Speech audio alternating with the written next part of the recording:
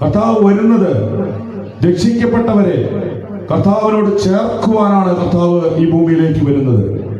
നിങ്ങൾ മാനസാന്തരപ്പെട്ട് സുവിശേഷത്തിൽ വിശ്വസിച്ചില്ല എങ്കിൽ, യേശുവിനെ കർത്താവ് എന്ന് വായ്കൊണ്ട് ഏറ്റുപറയുകയും ദൈവം അവനെ മരിച്ചവരുടെ ഇടയിൽ നിന്ന് ഉയർത്തെഴുന്നേൽപ്പിച്ചില്ല എന്ന് നിങ്ങൾ ഹൃദയം കൊണ്ട് വിശ്വസിക്കുകയും ചെയ്തില്ല എങ്കിൽ നിങ്ങൾ കൈവിടപ്പെടുവാൻ തക്കവണ്ണമിടയാകും.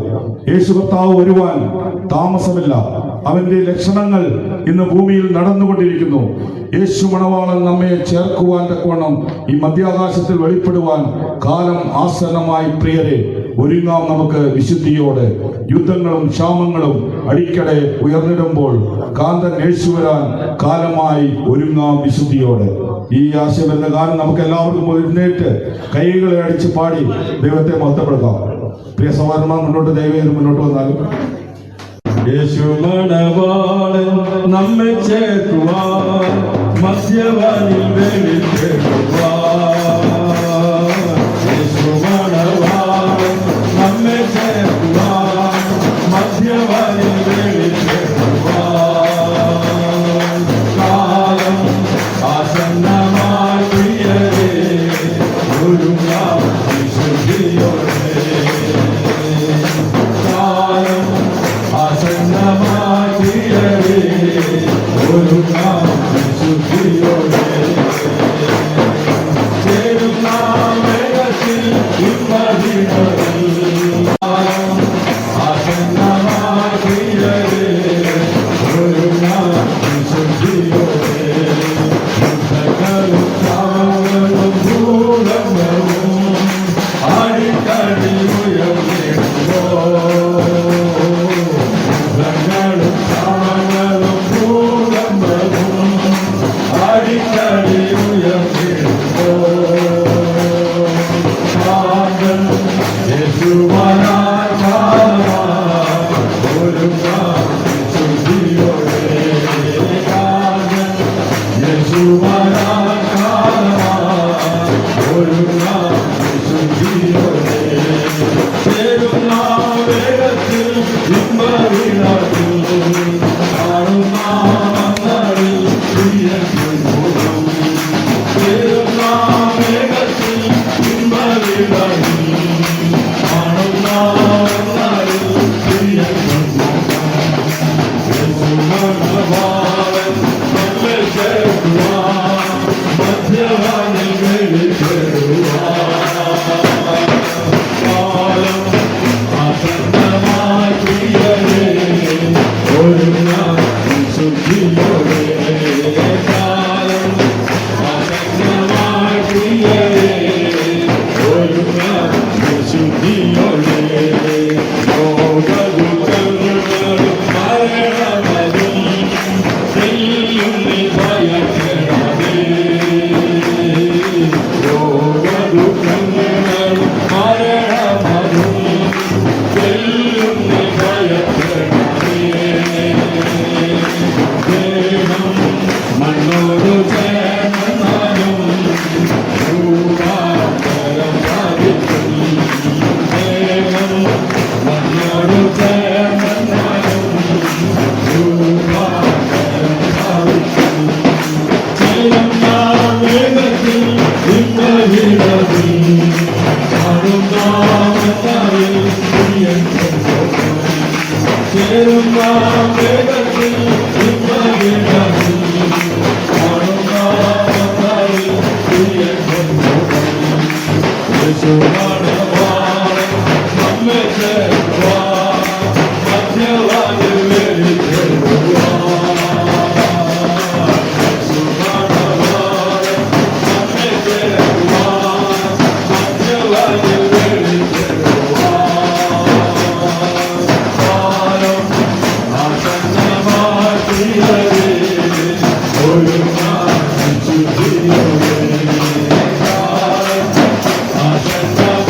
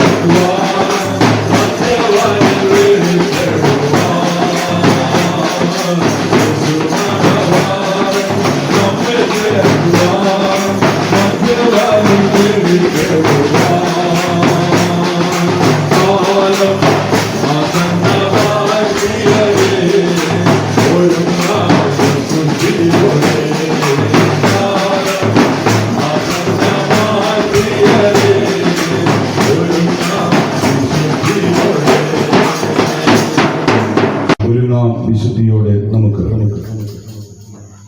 അല്പസമയം നാം തിരുവചനത്തിന് മുമ്പിലായിരിക്കുവാൻ പോവുകയാണ്.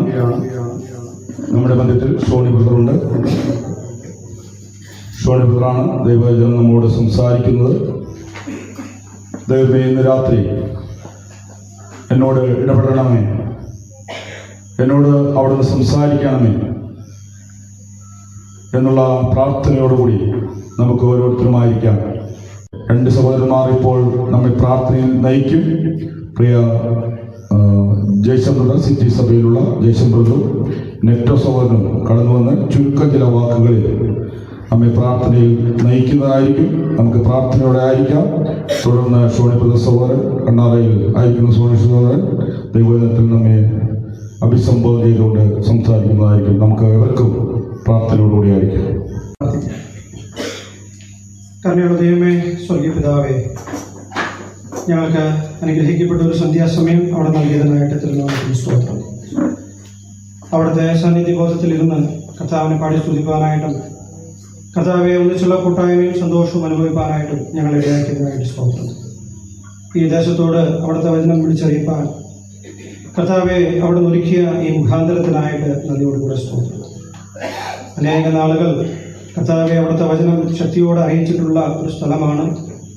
കർത്താവെ അവിടുത്തെ വചനം ആവോളം കേൾക്കുവാൻ ഭാഗ്യം ലഭിച്ചവരായിരുന്നു കടന്നുപോയ തലമുറ.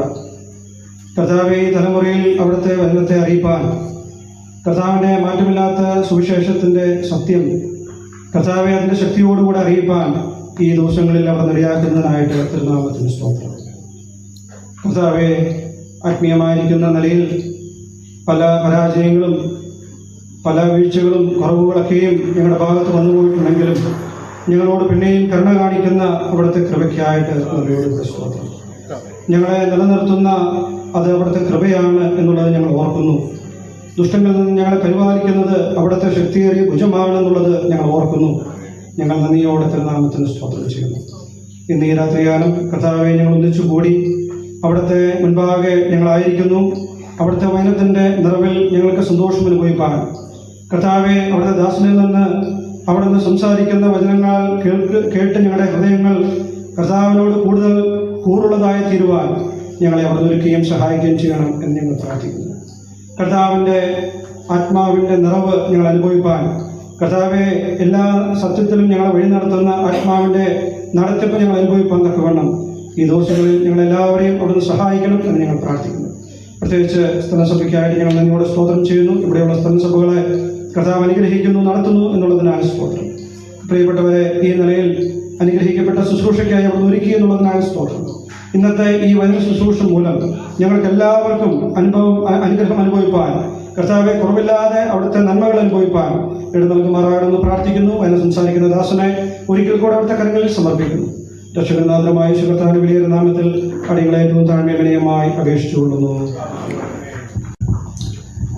പരിശുദ്ധനായ ഞങ്ങളുടെ ദൈവമേ, സ്വർഗീയ പിതാവേ, ഞങ്ങളുടെ രക്ഷകനും അവിടുത്തെ പുത്രനുമായ കർത്താവായ യേശു ക്രിസ്തുവിന്റെ ദിവ്യമായ നാമത്തില് ഞങ്ങൾക്ക് വീണ്ടും അവിടുത്തെ സ്ഥാനത്തേക്ക് കടന്നു വരുവാൻ തക്കവണ്ണം അവിടെ ആക്കിയത് ഓർത്ത് സ്തോത്രം. അവിടുത്തെ സാന്നിധ്യം ഞങ്ങൾ മധ്യമുള്ളവനെ സ്തുതിക്കുന്നു കർത്താവേ. കർത്താവെ, അതുകൊണ്ട് ഞങ്ങൾ അനുഗ്രഹിക്കപ്പെട്ടവരാണ് കർത്താവെ. കർത്താവെ, കഴിഞ്ഞ 2 ദിവസങ്ങളിൽ ഈ പ്രദേശത്ത് അവിടുത്തെ മാറ്റമില്ലാത്ത വചനവുമായിട്ട് ഞങ്ങൾക്ക് നിൽപ്പാൻ പോകുവാൻ എന്നോട് ഇടയാക്കി. അനേക ഭവനങ്ങളിൽ കർത്താവിൻ്റെ വചനം എത്തിവാൻ തക്കൊണ്ടിടയായി. അനേക സ്ഥലങ്ങളിൽ അവിടുത്തെ വചനം ഘോഷിപ്പാൻ തക്കൊണ്ടിടയായി. അവിടുന്ന് എല്ലാം അറിയുന്നു കർത്താവെ. കർത്താവെ, ആ വചനം നശിക്കുന്ന വചനമല്ല, ജീവനും ചൈതന്യമുള്ള വചനമാണ്. ആ വചനത്തിന്മേൽ കർത്താവെ അവിടുന്ന് പ്രവർത്തിക്കണം. അതിന് മുൻമഴയും നൽകി കർത്താവെ അവിടുന്ന് അനുഗ്രഹിക്കുമാറാകണമെന്ന് പ്രാർത്ഥിക്കുന്നു. യൂണിറ്റിന്റെ പ്രവർത്തന മുഖാന്തരം ഈ ദേശം അനുഗ്രഹിക്കപ്പെടുവാൻ, സഭ അനുഗ്രഹിക്കപ്പെടുവാൻ, കർത്താവ് വിശ്വാസം ഉണർത്തപ്പെടുവാൻ എല്ലാം അവിടുന്ന് ഇടയാക്കിക്കൊള്ളുമാറാകണമെന്ന് ഞങ്ങൾ അങ്ങയോട് പ്രാർത്ഥിക്കുന്നു കർത്താവെ. കർത്താവെ, അല്പസമയം അവിടുത്തെ സഹായിക്കുവാൻ ആഗ്രഹിക്കുന്നു. അവിടുത്തെ കൃപ ഞങ്ങളോട് കൂടി ഇരിക്കണം. പ്രിയദാസുകളുടെ എല്ലാ കൃപയും കൊടുത്ത് കർത്താവെ അനുഗ്രഹിക്കണം. അത് പ്രിയദാസിനെ ഒരുക്കി കൊണ്ടുവന്നിരിക്കാൻ സ്തോത്രം ചെയ്യുന്നു കർത്താവെ. കർത്താവെ, ഇന്നിവിടെ പ്രവർത്തിക്കുന്ന ലൈറ്റ്, മൈക്ക്, അങ്ങനെയുള്ള എല്ലാ സജ്ജീകരണങ്ങളും ഭംഗിയായി പ്രവർത്തിപ്പാൻ അവിടുന്ന് ഇടയാക്കുമാറാണെന്ന് പ്രാർത്ഥിക്കുന്നു. പ്രാർത്ഥന കർത്താവേ, ഞങ്ങളുടെ കർത്താവേ ഏറ്റവും താഴ്മയോടെ വിനയത്തോടുകൂടി ഇരിക്കട്ടെ കർത്താവേ. ഏകാഗ്ര ഹൃദയങ്ങൾക്ക് നൽകുമാറെന്ന് പ്രാർത്ഥിക്കുന്നു. പ്രിയദാസിനെ അവർക്ക് കൂടി അടുത്തേക്ക് സമർപ്പിച്ചുകൊണ്ട് വലിയ പ്രാർത്ഥന കർത്താവായ യേശു ക്രിസ്തുവിനെ അപേക്ഷിക്കുന്നു, കേൾക്കുമാറാകണമേ. കർത്താവായ യേശുക്രിസ്തുവിന്റെ പരിശുദ്ധ നാമം ഇന്നും എന്നേക്കും വാഴ്ത്തപ്പെടുമാറാകട്ടെ. എൻ്റെ മുൻപാകെ ഇരിക്കുന്ന എല്ലാ ശ്രോതാക്കൾക്കും അതുപോലെ ഈ മൈക്കിന്റെ ശബ്ദപരിധിയിൽ വരുന്ന എല്ലാ പ്രിയപ്പെട്ടവർക്കും ഒരിക്കൽ കൂടെ സന്ധ്യാവന്ദനവും കർത്താവായ യേശുക്രിസ്തുവിലുള്ള സ്നേഹത്തെയും ഞാൻ ഈ സമയത്ത് അറിയിച്ചുകൊള്ളുന്നു. എനിക്ക് നൽകിയിരിക്കുന്ന സമയത്തിന് ഉള്ളിൽ നിന്നുകൊണ്ട് കർത്താവായ ദൈവം നമ്മൾക്ക് മനുഷ്യവർഗത്തിന് നൽകിയിരിക്കുന്ന തിരുവചനത്തിന്റെ ചില സത്യങ്ങൾ നിങ്ങളുമായിട്ട് പങ്കുവയ്ക്കുവാനായിട്ട് കർത്താവിൽ ഞാൻ ആശ്രയിക്കുകയാണ്. പ്രാരംഭമായിട്ട് ഒരു വാക്യം വായിച്ച് നമുക്ക് തുടങ്ങാമെന്ന് ഞാൻ കർത്താവിൽ ആശ്രയിക്കുകയാണ്. ഈ സൗകര്യം ഈ രീതിയിൽ നൽകി തന്ന ഇവിടെയുള്ള സ്ഥലം സഭയെയും YMF പ്രവർത്തകരെയും കർത്താവിന്റെ ധന്യനാമത്തിൽ ഞാൻ നന്ദിയും സ്നേഹവും ഈ സമയത്ത് അറിയിച്ചുകൊള്ളുകയാണ്. നമുക്ക് പ്രാരംഭമായിട്ട് വെളിപ്പാട് ഗ്രന്ഥത്തിലെ 21-ാം അധ്യായത്തിലെ 1-ാമത്തെ വാക്യം വായിച്ച് നമ്മുടെ ചിന്തയ്ക്ക് ആരംഭം കുറിക്കാം. വെളിപ്പാട് ഗ്രന്ഥം അതിന്റെ 21-ാമത്തെ അധ്യായം അതിന്റെ 1-ാമത്തെ വാക്യങ്ങളെല്ലാം ഞാൻ തന്നെ വായിക്കുന്നതായിരിക്കും, ആരും വായിക്കേണ്ടതില്ല. ഞാൻ പുതിയ ആകാശവും പുതിയ ഭൂമിയും കണ്ടു. 1-ാമത്തെ ആകാശവും 1-ാമത്തെ ഭൂമിയും ഒഴിഞ്ഞുപോയി, സമുദ്രവും ഇനിയില്ല. ഈ ലോകത്തിലെ കഷ്ടപ്പാടുകളും സങ്കടങ്ങളും ബുദ്ധിമുട്ടുകളൊക്കെ കാണുന്ന ഒരു വ്യക്തിയെ സംബന്ധിച്ചിടത്തോളം ഈ വാക്യം വളരെ ആശ്വാസം നൽകുന്ന ഒരു വാക്യമാണ്. കാരണം സർവശക്തനായ ദൈവം സകലത്തെയും പുതുതാക്കുവാനായിട്ട് പോവുകയാണ്. ഇപ്പോൾ കാണുന്ന ഈ ഭൂമിയെ ദൈവം മാറ്റും, ഇപ്പോൾ കാണുന്ന ആകാശത്തെ ദൈവം മാറ്റും. 1-ാമത്തേത് കഴിഞ്ഞു പോയി, അഥവാ ഒരു തിരശ്ശീല മാറ്റുന്നത് പോലെ പഴയതിനെ ദൈവം നീക്കി സകലത്തെയും പുതുതാക്കുന്ന മനോഹരമായിരിക്കുന്ന ഒരു വാഗ്ദാനമാണ് നാം ഇവിടെ വായിക്കുവാനായിട്ട് ഇടയായത്. ഈ വാക്യം തീർച്ചയായിട്ടും നിറവേറും എന്ന് നമ്മൾക്ക് വിശ്വസിക്കുവാൻ കഴിയും. അതിനുള്ള കാരണം ഇത് ബൈബിളിൽ നിന്ന് ഉദ്ധരിച്ചിരിക്കുന്ന വാക്യമാണ്. പാട്ടുകൾ ലീഡ് ചെയ്യുന്ന സമയത്ത് പ്രിയ കർത്തൃദാസൻ പറയുകയുണ്ടായി, ചാനൽ ചർച്ചയിൽ ബൈബിളിലുള്ള കാര്യങ്ങളാണെങ്കിൽ അത് നിറവേറുമെന്ന് അവർ പോലും വിശ്വസിക്കുന്നു. വിശുദ്ധ ബൈബിൾ, തിരുവെഴുത്ത് എന്ന് പറയപ്പെടുന്ന വിശുദ്ധ ബൈബിൾ, അതിലെഴുതിയിരിക്കുന്ന ഒരു വാക്കിനും ഒരിക്കലും ലംഘനമുണ്ടാകുകയില്ല, അല്ലെങ്കിൽ അത് ഇല്ലാതെ ആവുകയില്ല. അതിനുള്ള കാരണം എന്താണെന്ന് ചോദിച്ചാൽ അത് അരുളി ചെയ്തവൻ സർവശക്തനായ ദൈവമാണ്. വിശുദ്ധ ബൈബിളിന്റെ നിസ്തുല്യത ചോദ്യം ചെയ്യപ്പെടാൻ കഴിയാത്തതാണ്. അതിനോടുള്ള ബന്ധത്തിൽ 1-2 കാര്യങ്ങൾ പ്രാരംഭമായിട്ട് പറഞ്ഞ് എന്റെ ചിന്തയുമായിട്ട് മുന്നോട്ട് പോകുവാൻ ഞാൻ താല്പര്യപ്പെടുകയാണ്. എന്തുകൊണ്ട് ബൈബിൾ വിശ്വാസയോഗ്യമാണ്? എന്തുകൊണ്ട് ബൈബിൾ നിസ്തുല്യമാണ്? അതിനോട് തുലനം വെക്കാനായിട്ട് മറ്റൊന്നും ഇല്ല എന്ന് പറയുവാൻ എന്തുകൊണ്ട് ബൈബിളിന് സാധിക്കുന്നു? അതിനുള്ള കാരണം എന്നുള്ളത് വിശുദ്ധ ബൈബിൾ രേഖ ആക്കിയതുപോലെ മറ്റൊരു ഗ്രന്ഥവും ഈ ലോകത്തിൽ എഴുതിയിട്ടില്ല എന്നുള്ളതാണ് അതിനുള്ള കാരണം. 1-ാമത്തെ കാരണം, വിശുദ്ധ ബൈബിൾ എഴുതപ്പെട്ടിരിക്കുന്ന രീതി നാം പരിഗണിക്കുകയാണെങ്കിൽ വിശുദ്ധ ബൈബിളിനെ പോലെ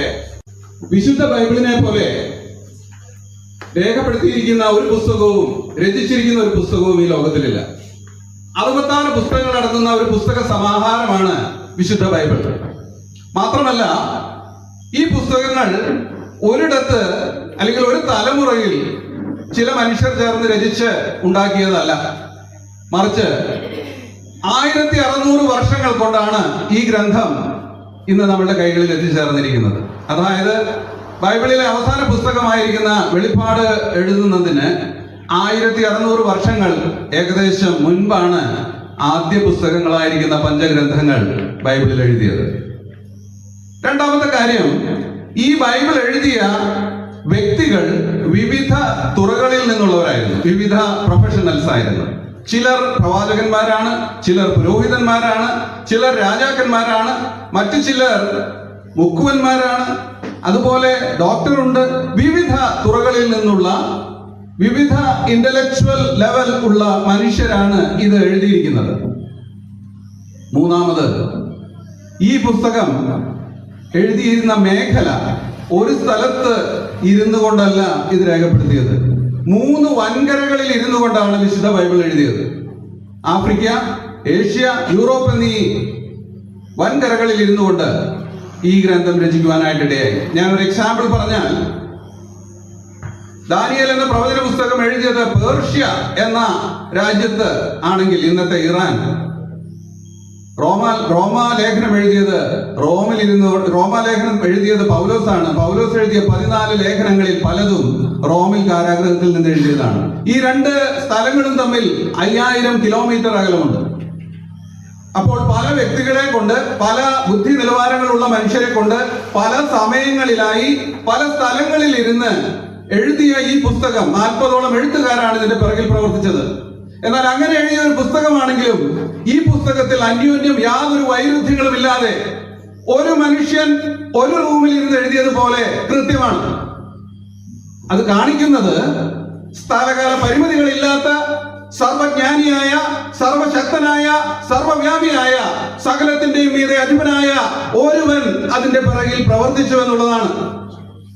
പരിശുദ്ധമായിരിക്കുന്ന ഈ ദൈവവചനം അത് മനുഷ്യന്റെ നിർമ്മിതിയല്ല, അത് മനുഷ്യന്റെ ബുദ്ധിയിൽ ഉദിച്ചു വന്ന ഒരു ആശയമല്ല. മറിച്ച് എന്നെ കേൾക്കുന്ന പ്രിയമുള്ളവരെ, സർവശക്തനായ ദൈവം, നിങ്ങളെയും എന്നെയും ഉളവാക്കിയ ദൈവം, നമ്മുടെ വായിൽ ശ്വാസം തന്ന ദൈവം, നമ്മൾക്ക് ജീവനും ജീവിക്കാൻ ആവശ്യമായതൊക്കെയും തന്ന ദൈവം, മനുഷ്യൻ എങ്ങനെ ജീവിക്കണമെന്ന് തന്റെ ബുദ്ധിമൂശയിൽ കൂടെ കടന്നുപോയ ആശയങ്ങൾ മനുഷ്യരെ കൊണ്ട് എഴുതിപ്പിച്ചതാണ് വിശുദ്ധ ബൈബിൾ. അതുകൊണ്ട് അത് തീരുന്നില്ല. വിശുദ്ധ ബൈബിൾ എന്ന് പറയുന്നത് അതൊരു പ്രോഫറ്റിക് ബുക്കാണ്, പ്രവചനങ്ങൾ കൊണ്ട് നിറഞ്ഞ ഒരു പുസ്തകമാണ്. വിശുദ്ധ ബൈബിളിൽ 31,102 വാക്യങ്ങളാണ്. അതിലുള്ള 8,532 വാക്യങ്ങൾ പ്രവചനങ്ങളാണ്. അതായത് 27% വാക്യങ്ങളും പ്രവചനങ്ങളാണ്. പ്രവചനങ്ങൾ എഴുതി വയ്ക്കാൻ എളുപ്പമാണ്, പക്ഷേ അത് നിറവേറുക എന്ന് പറയുന്നത് എളുപ്പമല്ല. എന്നാൽ അത് നിറവേറ്റുവാൻ കഴിവുള്ള സർവശക്തനായ ദൈവമാണ് എഴുതിയത്. സർവശക്തനായ ദൈവം പറയുന്ന ഒരു വാക്യം ഞാൻ ഈ സമയത്ത് ഉദ്ധരിക്കുവാനായിട്ട് ആഗ്രഹിക്കുകയാണ്. യെശയ്യാവിന്റെ പ്രവചന പുസ്തകം 46-ന്റെ 9-10 വാക്യങ്ങളാണ് ഞാൻ വായിക്കുന്നത്.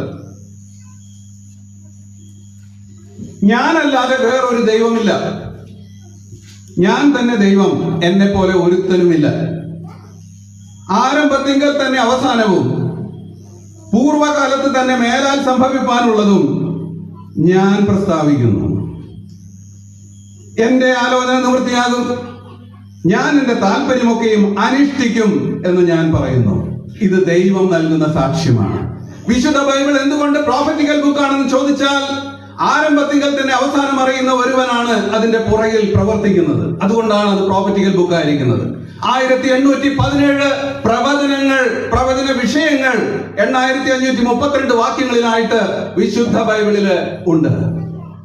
ഹിന്ദു സഹോദരന്മാർ ഇരുന്ന് ബൈബിളിൽ പറഞ്ഞിരിക്കുന്നതൊക്കെ നിവൃത്തിയാകുന്നുണ്ടല്ലോ എന്ന് അതിശയിക്കുന്നുണ്ടെങ്കിൽ അങ്ങനെ അതിശയിക്കേണ്ട ആവശ്യമില്ല പ്രിയമുള്ളവരെ. കാരണം ഈ ബൈബിൾ രചിച്ചിരിക്കുന്നത് സകലത്തെയും അറിയുന്നവനായ, ആരംഭത്തിനിക്കൽ തന്നെ അവസാനം അറിയുന്നവനായ മഹാദൈവമാണ്. അതുകൊണ്ടാണ് വിശുദ്ധ ബൈബിൾ അതുപോലെ തന്നെ നിറവേറുമെന്ന് പറയുവാനുള്ള കാരണം.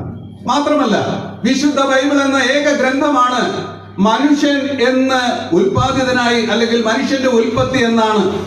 മനുഷ്യനെ ദൈവം സൃഷ്ടിച്ച നാൾ മുതൽ മനുഷ്യൻ എങ്ങനെ പാപമെന്ന വലിയ വീഴ്ചയിൽ അകപ്പെട്ടു, ദ ഗ്രേറ്റ് ഫാൾ എന്ന് പറയുന്ന പാപം എന്ന വലിയ ചതിക്കുഴിയിൽ അവൻ അകപ്പെട്ടു. തന്മൂലം മരണം എന്നുള്ള വിഷയം ഈ ലോകത്തിൽ എങ്ങനെ ഉണ്ടായി? മരണത്തിന് പരിഹാരമായിട്ട് സർവശക്തനായ ദൈവം മനുഷ്യവർഗത്തിന് ഒരു വീണ്ടെടുപ്പ് ഒരുക്കി. ആ വീണ്ടെടുപ്പ് എങ്ങനെ സാധ്യമായി തീർന്നു? മാത്രമല്ല, ആ ജീവന്റെ മാർഗം എങ്ങനെ മനുഷ്യവർഗത്തിന് ലഭിക്കും എന്നുള്ള സത്യങ്ങളൊക്കെയും ബൈബിളിൽ പറഞ്ഞിരിക്കുന്നത് മാത്രമല്ല, മനുഷ്യന്റെ ഭാവി എന്താകും, മനുഷ്യനെ കുറിച്ചിട്ടുള്ള ദൈവത്തിന്റെ പദ്ധതി എന്താണ്, ഇതൊക്കെ സവിസ്തരം വിശുദ്ധ ബൈബിളിൽ രേഖയാക്കി നമുക്ക് തന്നിട്ടുണ്ട്. ഞാൻ ഇത് വായിക്കുമ്പോഴും ഇത് പഠിക്കുമ്പോഴും എന്റെ മനസ്സിൽ ഓർമ്മ വരുന്നത് ഇതാണ്: ദൈവം മനുഷ്യനെ എത്രമാത്രം സ്നേഹിക്കുന്നു, എത്രമാത്രം മനുഷ്യനെ ദൈവം സ്നേഹിക്കുന്നു.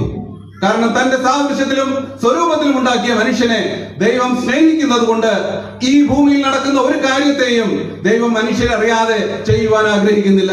അവൻ തന്റെ പ്രവാചകന്മാരിലൂടെ സകല കാര്യങ്ങളെയും മനുഷ്യവർഗത്തിന് വെളിപ്പെടുത്തിയിട്ടാണ് എല്ലാം ചെയ്യുന്നത്. ഞാൻ അത്രയും പറഞ്ഞ് ബൈബിൾ എന്ന വിഷയത്തിൽ നിന്ന് മുന്നോട്ട് പോകുവാൻ ആഗ്രഹിക്കുകയാണ്. നമ്മൾ വായിച്ച പ്രാരംഭ വാക്യത്തിലേക്ക് ഞാൻ കടന്നു വരട്ടെ. ഞാൻ പുതിയ ആകാശവും പുതിയ ഭൂമിയും കണ്ടു. ഒന്നാമത്തെ ആകാശവും ഒന്നാമത്തെ ഭൂമിയും ഒഴിഞ്ഞു പോയി, സമുദ്രവും ഇനിയില്ല. തീർച്ചയായിട്ടും ഈ വാക്യവും നിവൃത്തിയാകും. കാരണം അത് അരുളി ചെയ്തവൻ ആരംഭത്തിൽ തന്നെ അവസാനം പറയുന്നവനായ ദൈവമാണ്. അത് നിവൃത്തിയാകും. അപ്പോൾ നമ്മൾ ഇത് കേൾക്കുമ്പോൾ നമ്മുടെ മനോമുഖരത്തിൽ കയറി വരുന്ന ചിന്ത, എന്തിനാണ് ഈ ഇപ്പോഴുള്ള ഒന്നാമത്തെ ആകാശവും ഭൂമിയും നീക്കിക്കളയുന്നത്?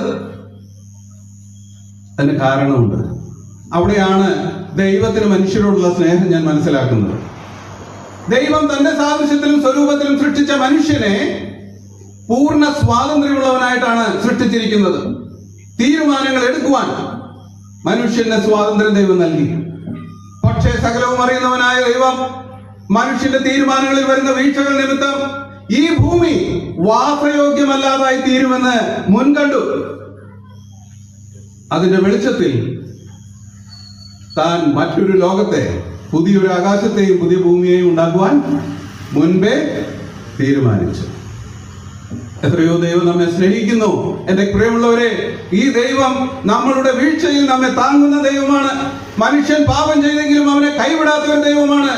മനുഷ്യൻ ഈ ഭൂമിയെ വാസയോഗ്യമല്ലാതാക്കുമെന്ന് അറിഞ്ഞിട്ടും മനുഷ്യന് വേണ്ടി മറ്റൊരു പദ്ധതിയെ ദൈവം തയ്യാറാക്കി വെച്ചിരുന്നു. അതാണ് നാം ഇവിടെ വായിച്ചത്. ഞാൻ പുതിയ ആകാശവും പുതിയ ഭൂമിയും കണ്ടു. നമ്മൾ വിശുദ്ധ ബൈബിളിലേക്ക് നോക്കുമ്പോൾ അതെങ്ങനെ സാധിക്കും അല്ലെങ്കിൽ സംഭവിക്കും എന്നുള്ളതിന് വളരെ വിശദമായിരിക്കുന്ന രേഖകൾ നൽകിയിട്ടുണ്ട്. നമ്മൾ ഇന്ന് തന്നെ ഈ ലോകത്തിലേക്ക് ഒന്ന് നോക്കിയാൽ ഈ ഭൂമിയുടെ യാത്ര ശുഭകരമാണോ? ഒരിക്കലുമല്ല. അതെന്താണ്? ഞാൻ 2-3 എക്സാമ്പിൾസ് നിങ്ങളുടെ മുമ്പിൽ വെക്കാം. ഈ ഭൂമിയിലുള്ള വിഭവങ്ങൾ എല്ലാം നഷ്ടപ്പെട്ടു പോയിക്കൊണ്ടിരിക്കുന്ന ഒരു കാലഘട്ടത്തിലാണ് നാം ജീവിക്കുന്നത്. ഉദാഹരണം, എന്റെ ബാല്യത്തിലൊക്കെ ഞാൻ ചാലക്കുടിക്കാരനായിരുന്നു. അപ്പോൾ ചാലക്കുടിയിലുള്ള ചാലക്കുടി പുഴയിൽ നിന്ന് വെള്ളം കോരി കുടിച്ച ഓർമ്മ എനിക്കുണ്ട്. അത് അത്രമാത്രം ശുദ്ധമായിരുന്നു. എന്നാൽ ഇന്ന് നമ്മുടെ കിണറ്റിലുള്ള വെള്ളം പോലും കുടിക്കുവാൻ നമുക്ക് ധൈര്യമില്ലാത്ത ഒരു കാലത്താണ് നാം ജീവിക്കുന്നത്. ഈ കോളി മുതലായുള്ള ബാക്ടീരിയകൾ കൊണ്ട് എല്ലാ വാട്ടർ സോഴ്സസും പൊള്യൂട്ടഡ് ആയിട്ടാണ് ഇന്ന് ലോകം ഇരിക്കുന്നത്. മാത്രമല്ല, എന്റെ ചെറുപ്പകാലത്ത് പാടത്തൊക്കെയും ജൈവ വളമാണ് ഉപയോഗിച്ചിരുന്നത്. പെസ്റ്റിസൈഡ് എന്ന് പറയുന്ന വിഷയം വന്നില്ല. എന്നാൽ ഇന്ന് പെസ്റ്റിസൈഡ് അടിക്കാത്ത, മാരകമായ വിഷങ്ങൾ അടിക്കാത്ത, രാസവളം ചെയ്തിട്ട് കൃഷി ചെയ്തിട്ട് കിട്ടുന്ന ഫലമല്ലാത്ത ഒരു ഫലം മാർക്കറ്റിൽ നമുക്ക് ലഭിക്കുമോ? ലഭിക്കുകയില്ല. നമ്മൾ ദൈനംദിനം വിഷം തിന്ന് ജീവിക്കുകയാണ്. യാതൊരു രീതിയിലും മനുഷ്യന് നല്ലൊരു ഭാവി കാണുവാനായിട്ട് സാധിക്കുന്നില്ല. എല്ലാ വിഭവങ്ങളും, ജലവിഭവമാകട്ടെ, മറ്റ് എന്ത് കാര്യങ്ങളുമാകട്ടെ, മണ്ണാകട്ടെ, വൃക്ഷങ്ങളാകട്ടെ, സസ്യങ്ങളാകട്ടെ, സകലവും പൊള്യൂട്ടഡായി മാറിക്കൊണ്ടിരിക്കുകയാണ്. അതിനൊക്കെയും കാരണം മനുഷ്യവർഗത്തിന്റെ ദുരാഗ്രഹമാണ്. പെട്ടെന്ന് ഫലങ്ങൾ ഉണ്ടാക്കുവാൻ, അധിക ഫലങ്ങൾ ഉണ്ടാക്കുവാൻ മാരകമായിരിക്കുന്ന പല കാര്യങ്ങളും ഉപയോഗിച്ച് തങ്ങളുടെ വസ്തുക്കൾ കുറഞ്ഞ വിലയ്ക്ക് വിൽക്കുവാൻ വേണ്ടി അന്താരാഷ്ട്ര കുത്തകകൾ പലതും ചെയ്തു കൂട്ടി. മനുഷ്യർക്ക് അത് മനസ്സിലാക്കാൻ സമയം വൈകിപ്പോയി. ഇന്ന് ഔട്ട് ഓഫ് കൺട്രോൾ ആണ്. എല്ലാ വർഷവും ഉച്ചകോടികളുണ്ട്. എങ്ങനെ കാര്യങ്ങളൊക്കെ ബെറ്റർ ആക്കാം എന്നൊക്കെ അവരിന്ന് ആലോചിക്കും. ഒന്നും നടക്കാറില്ല. വെള്ളം മലിനമായിക്കൊണ്ടിരിക്കുകയാണ്, വസ്തുക്കൾ പാഴായിക്കൊണ്ടിരിക്കുകയാണ്. ഇതാണ് വിഭവങ്ങളുടെ അവസ്ഥ. ദൈവമുണ്ടാക്കിയ ഭൂമി നശിച്ചു പോയിക്കൊണ്ടിരിക്കുകയാണ്. രണ്ടാമത്, മനുഷ്യരെ കുറിച്ച് ചിന്തിക്കുക. മനുഷ്യരുടെ അവസ്ഥ എന്താണ്? ഈ കാലഘട്ടത്തിൽ നിങ്ങൾ പത്രം എടുത്ത് വായിച്ചു നോക്കിയാൽ, രണ്ടാമതൊരു വട്ടം വായിച്ചു നോക്കുമ്പോൾ നമുക്ക് ധൈര്യം വരാത്ത രീതിയിൽ മനുഷ്യരുടെ ക്രൂരതകൾ വർദ്ധിച്ചുകൊണ്ടിരിക്കുകയാണ്. അമ്മമാരെ, അപ്പന്മാരെ മക്കൾ വെട്ടി നുറുക്കി കൊല്ലുന്ന കാഴ്ച, മദ്യത്തിനും മയക്കുമരുന്നിനും തങ്ങളെ തന്നെ ഏൽപ്പിച്ചു കൊടുത്തിട്ട് സകല അഴിഞ്ഞാട്ടത്തിനും മനുഷ്യരെ വിറ്റുകൊടുക്കുന്ന കാഴ്ച. ഒരു രീതിയിലും മാനവവർഗം പുരോഗതിയിലേക്ക് അല്ല പോകുന്നത്, മറിച്ച് നാശകൂപത്തിലേക്കാണ് പോകുന്നതെന്ന് നമുക്ക് കാണുവാനായിട്ട് സാധിക്കും. ഇനി അതവിടെ നിൽക്കട്ടെ, മൃഗജാലങ്ങളെ കുറിച്ച് ചിന്തിക്കാം. മൃഗജാലങ്ങള് അതൊക്കെയും ക്രോസ് ബ്രീഡുകൾ ഉണ്ടാക്കി ഒറിജിനൽസ് എല്ലാം നഷ്ടമായി. മികച്ചതൊന്നും നമുക്ക് ലഭ്യമല്ല. മാത്രമല്ല, ഈ കാലത്ത് മനുഷ്യവർഗത്തിന് ഒരു തരം ഭ്രാന്താണ് വന്യമൃഗങ്ങളെ സംരക്ഷിക്കണം. എന്താണ് സംഭവിക്കുന്നത്? വന്യമൃഗങ്ങളെ കൊണ്ട് മനുഷ്യർ പൊറുതിമുട്ടിയിരിക്കുകയാണ്. എന്റെ പ്രിയമുള്ളവരെ, ഇത് അവസാനിക്കാൻ പോകുന്നില്ല. വിശുദ്ധ ബൈബിൾ പറഞ്ഞിട്ടുണ്ട്, വന്യമൃഗങ്ങൾ കൊണ്ടുള്ള ആപത്ത് വർദ്ധിച്ചു വരും. ഞാൻ പറഞ്ഞു വരുന്നതിന്റെ സാരം, ഈ ഭൂമി ഇത് നല്ല ഒരു ഭാവിയിലേക്കല്ല സഞ്ചരിക്കുന്നത്. ഭൂമി നല്ല ഭാവിയിലേക്കല്ല സഞ്ചരിക്കുന്നത്. ഈ ഭൂമി നാശത്തിലേക്ക് പതിയെ നീങ്ങിക്കൊണ്ടിരിക്കുകയാണ്. മനുഷ്യരാകട്ടെ, വിഭവങ്ങളാകട്ടെ, മൃഗങ്ങളാകട്ടെ, സകലവും നാശത്തിലേക്ക് പതിയെ ചലിച്ചുകൊണ്ടിരിക്കുകയാണ്. അതിന്റെ പശ്ചാത്തലത്തിലാണ് ദൈവത്തിന്റെ വചനമാകുന്ന വിശുദ്ധ ബൈബിൾ ഇങ്ങനെ ഒരു ആശ്വാസവചനം നൽകുന്നത്. എന്താണ്? ഞാൻ പുതിയ ആകാശവും പുതിയ ഭൂമിയും കണ്ടു. സ്തോത്രം. ഈ വാഗ്ദത്തം ഇല്ലായിരുന്നെങ്കിൽ എന്റെ പ്രിയമുള്ളവരെ, മനുഷ്യ ജീവിതം എത്രമാത്രം നിരാശാജനകമാകുമായിരുന്നു. എന്നാൽ ഇന്ന് മനുഷ്യന് ദൈവം ഒരു മികച്ച ഭാവി വെച്ചിട്ടുണ്ട്. ആ മികച്ച ഭാവിയെ കുറിച്ച് നിങ്ങളുമായിട്ട് അല്പസമയം പങ്കുവയ്ക്കുവാനാണ് ഞാൻ ഇവിടെ നിൽക്കുന്നത്. ആ ലോകത്തെ കുറിച്ച് വിശുദ്ധ ബൈബിളിൽ പല രീതികളിൽ പരാമർശിച്ചിട്ടുണ്ട്. ഇവിടെ പാട്ട് പാടിയപ്പോൾ ഇളകാത്ത രാജ്യം എന്നുള്ള ഒരു പദം ഉപയോഗിച്ചു. നിങ്ങൾ പാടിയപ്പോൾ അതിനെക്കുറിച്ച് ഇളകാത്ത രാജ്യം എന്നാണ് പറഞ്ഞിരിക്കുന്നത്. മറ്റൊരിടത്ത് അതിനെ കുറിച്ച് പറഞ്ഞിരിക്കുന്നത് നീതി വസിക്കുന്ന പുതിയ ആകാശവും പുതിയ ഭൂമിയും എന്നാണ്. അതെ, ദൈവം അവരോട് കൂടെ ഇരിക്കുന്ന ഒരു കാലഘട്ടം. ഞാൻ ആ വാക്യം ഒന്ന് വായിക്കാം. വെളിപ്പാട് ഗ്രന്ഥം 21:3 മുതൽ 5 വരെയുള്ള ഭാഗം. ഇതാ മനുഷ്യരോട് കൂടെ ദൈവത്തിന്റെ കൂടാരം. ദൈവം മനുഷ്യരോട് കൂടെ വസിക്കും. ദൈവം അവരുടെ കണ്ണിൽ നിന്ന് കണ്ണുനീരെല്ലാം തുടച്ചു കളയും. ഇനി മരണം ഉണ്ടാകുകയില്ല. സ്തോത്രം. ഇനി മരണം ഉണ്ടാകുകയില്ല. ദുഃഖവും മുറവിളിയും കഷ്ടതയും ഇനി ഉണ്ടാകുകയില്ല. എത്രയോ ആശ്വാസവും ചൈതന്യവും തരുന്ന വാക്കുകളാണത്. എന്നെ ബൈബിളിൽ ഏറ്റവും ആകർഷിച്ചിട്ടുള്ള വാക്യമാണ്, ഇനി മരണം ഉണ്ടാകുകയില്ല. മരണമില്ലാത്ത, ദുഃഖമില്ലാത്ത, കഷ്ടതയില്ലാത്ത, കണ്ണുനീരില്ലാത്ത ഒരു പുതിയ ആകാശവും പുതിയ ഭൂമിയും സർവശക്തനായ ദൈവം ഈ ലോകത്തിൽ ഇനിയും ഉണ്ടാക്കുവാൻ പോവുകയാണ്. ഒന്നാമത്തെ ആകാശത്തെയും ഒന്നാമത്തെ ഭൂമിയെയും ദൈവം നീക്കിക്കളയാൻ പോവുകയാണ്.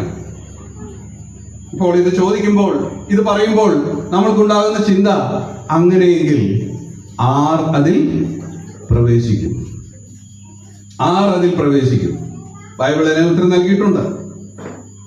അതിന്റെ വെളിപ്പാട് ഗ്രന്ഥത്തിന്റെ 21:7 നാം ഇങ്ങനെയാണ് വായിക്കുന്നത്, ജയിക്കുന്നവന് ഞാൻ ഇത് അവകാശമായി കൊടുക്കും. അല്ലെങ്കിൽ ഇങ്ങനെയാണ് നാം ജയിക്കുന്നവന് ഇത് അവകാശമായി ലഭിക്കും. ഞാൻ അവന് ദൈവവും അവൻ എനിക്ക് മകനും ആയിരിക്കും. ജയിക്കുന്നവന് ഞാൻ ഇത് അവകാശമായി കൊടുക്കും. ഈ പുതിയ ആകാശത്തിലേക്കും പുതിയ ഭൂമിയിലേക്കും കടക്കുന്നവൻ ആരാണ് എന്ന ചോദ്യത്തിന് വിശുദ്ധ ബൈബിൾ ഉത്തരം നൽകുന്നുണ്ട്.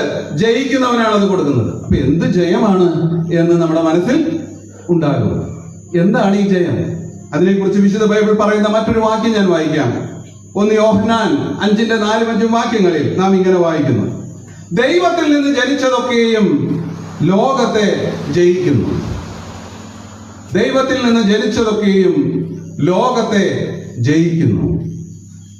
രണ്ടാമത്, യേശു ദൈവപുത്രൻ എന്ന് വിശ്വസിക്കുന്നവനല്ലാതെ ആരാകുന്നു ലോകത്തെ ജയിക്കുന്നത്? ഈ 2 വാക്യങ്ങളും ചേർത്ത് നാം ചിന്തിക്കുമ്പോൾ ഒരു കാര്യം വ്യക്തമാണ്. ഈ ഭൂമിയിലേക്ക് ദൈവത്തിന്റെ പുത്രൻ കടന്നു വന്നു. ഞാൻ അതിനെക്കുറിച്ച് പുറകാലം നിങ്ങളോട് സംസാരിക്കും. ദൈവത്തിന്റെ പുത്രനായ യേശു ഈ ഭൂമിയിൽ മനുഷ്യനായി കടന്നു വന്നു. അവൻ പാപികളുടെ പാപത്തിന്റെ പരിഹാരം വരുത്തുവാനായി കാൽവറിയിലെ കുരിശിൽ മരണം അനുഭവിച്ചു. ആ രക്ഷാകര പദ്ധതിയിൽ വിശ്വസിച്ച് ദൈവത്തിന്റെ പുത്രനായ യേശു ക്രിസ്തുവിൽ തന്റെ ആശ്രയം അർപ്പിച്ച് അവനെ തന്റെ ഹൃദയത്തിൽ സ്വീകരിച്ച് അവനെ അനുസരിച്ച് അവനെ പ്രസാദിപ്പിച്ച് അവൻ തന്നെ എന്റെ എല്ലാം എന്ന് എണ്ണി ജീവിക്കുന്ന ഒരു വ്യക്തിയാണ് ലോകത്തെ ജയിക്കുന്ന വ്യക്തി. അതെന്താ അങ്ങനെ പറയുന്നത്? ഈ ലോകത്തിലുള്ള മനുഷ്യർ ലോകത്തിന്റെ മേന്മകളിൽ പ്രശംസിച്ച് അതിന്റെ പിറകിൽ നെട്ടോട്ടം ഓടുന്നവരാണ്. അതിന്റെ മധ്യേ യേശുവിനെ തങ്ങളുടെ ജീവിതത്തിൽ ഉയർത്തി കാണിച്ച് അവനെ വിശ്വസിച്ച് അവനെ അംഗീകരിച്ച് ജീവിക്കുന്നവന് ലോകത്തെ കൈവിട്ടേ മതിയാകൂ. അതുകൊണ്ടാണ് അവൻ ലോകത്തെ ജയിച്ചവൻ എന്ന് പറയുന്നത്. ലോകത്തെ കൈവിടുക അത്ര എളുപ്പം അല്ല. എന്നാൽ ലോകത്തെ കൈവിടുന്നവൻ, ലോകത്തെ ജയിക്കുന്നവൻ, യേശു ദൈവപുത്രൻ എന്ന് തന്റെ ജീവിതത്തിൽ കണക്ക് കൂട്ടുന്നവൻ, അവനെ കുറിച്ച് ജീവനുള്ള ദൈവം പറയുകയാണ്, ജയിക്കുന്നവന് ഞാൻ ഇത് അവകാശമായി കൊടുക്കും. ഞാൻ അവന് ദൈവമായിരിക്കും, അവൻ എനിക്ക് മകൻ ആയിരിക്കും. വിശുദ്ധ വചനം പറഞ്ഞിരിക്കുന്ന ഈ വാക്യങ്ങളിൽ നിന്ന് ചില ചിന്തകൾ നിങ്ങളുമായിട്ട് ഞാൻ പങ്കുവയ്ക്കട്ടെ. യേശു ദൈവപുത്രൻ എന്ന് വിശ്വസിക്കണം. രണ്ടാമത് നമ്മൾ കണ്ടത് ദൈവത്തിൽ നിന്ന് ജനിക്കണം. ദൈവത്തിൽ നിന്ന് ജനിക്കുക എന്ന് പറയുന്ന പദം വിശുദ്ധ ബൈബിളിൽ പല സന്ദർഭങ്ങളിൽ ഉപയോഗിച്ചിട്ടുണ്ട്. അതിനെ വീണ്ടും ജനനം എന്നും പറഞ്ഞിട്ടുണ്ട്. വീണ്ടും ജനനം. നമ്മളെല്ലാവരും, സകല മനുഷ്യരും ഒരിക്കൽ നമ്മുടെ പൂർവ്വപിതാവായ ആദമിന്റെ കുലത്തിൽ ജനിച്ചവരാണ്. നമ്മളെല്ലാവരും അങ്ങനെ ജനിച്ചാണ് ഇവിടെ ഇരിക്കുന്നത്. ആദാമിന്റെ കുലത്തിൽ, നരവംശത്തിൽ നാം ജനിച്ചവരാണ്. നമ്മൾക്ക് ഈ ഭൂമിയിൽ ഓഹരിയുള്ളവരാണ്. നമ്മൾ ഈ ഭൂമിയുടെ മക്കളാണ് ജന്മത്താൽ. പക്ഷെ ഈ ഭൂമി താൽക്കാലിക ഭൂമി ആണ്. എന്നാൽ നിത്യമായ ഒരു ഭൂമിയെ ദൈവം ഉണ്ടാക്കുന്നുണ്ട്, പുതിയ ആകാശവും പുതിയ ഭൂമിയും. ആ ഭൂതലത്തിലേക്ക് പ്രവേശിക്കണമെങ്കിൽ നമ്മൾ ദൈവത്തിൽ നിന്ന് ജനിച്ചവരായി തീരണം. ദൈവത്തിൽ നിന്ന് ജനിച്ചവരായി തീരണം. അതിനെ വിശുദ്ധ ബൈബിൾ വിളിച്ചിരിക്കുന്നത് വീണ്ടും ജനനം എന്നാണ്. അതെങ്ങനെ സാധിക്കും? കർത്താവായ യേശു ക്രിസ്തുവിലുള്ള വിശ്വാസമാണ് ലോകത്തെ ജയിക്കുന്ന ജയമെന്ന് നമ്മൾ കാണുകയുണ്ടായി. കർത്താവായ യേശു ക്രിസ്തുവിലാണ് വിശ്വാസം അർപ്പിക്കേണ്ടത്. അല്പസമയം യേശു ക്രിസ്തുവിനെ കുറിച്ച് ചില കാര്യങ്ങൾ നിങ്ങളുമായി പങ്കുവയ്ക്കുവാനായിട്ട് ഞാൻ ആഗ്രഹിക്കുകയാണ്. ആരാണ് യേശു? ലോകത്തിൽ വിവിധ അഭിപ്രായങ്ങൾ യേശുവിനെ കുറിച്ചുണ്ട്. യേശു ഒരു മികച്ച പ്രവാചകനായിരുന്നു, ഒരു മികച്ച നേതാവായിരുന്നു. അങ്ങനെ പല അഭിപ്രായങ്ങൾ നമ്മൾ യേശുവിനെ കുറിച്ച് കേൾക്കുന്നുണ്ട്. എന്നാൽ യേശു ആരായിരുന്നു?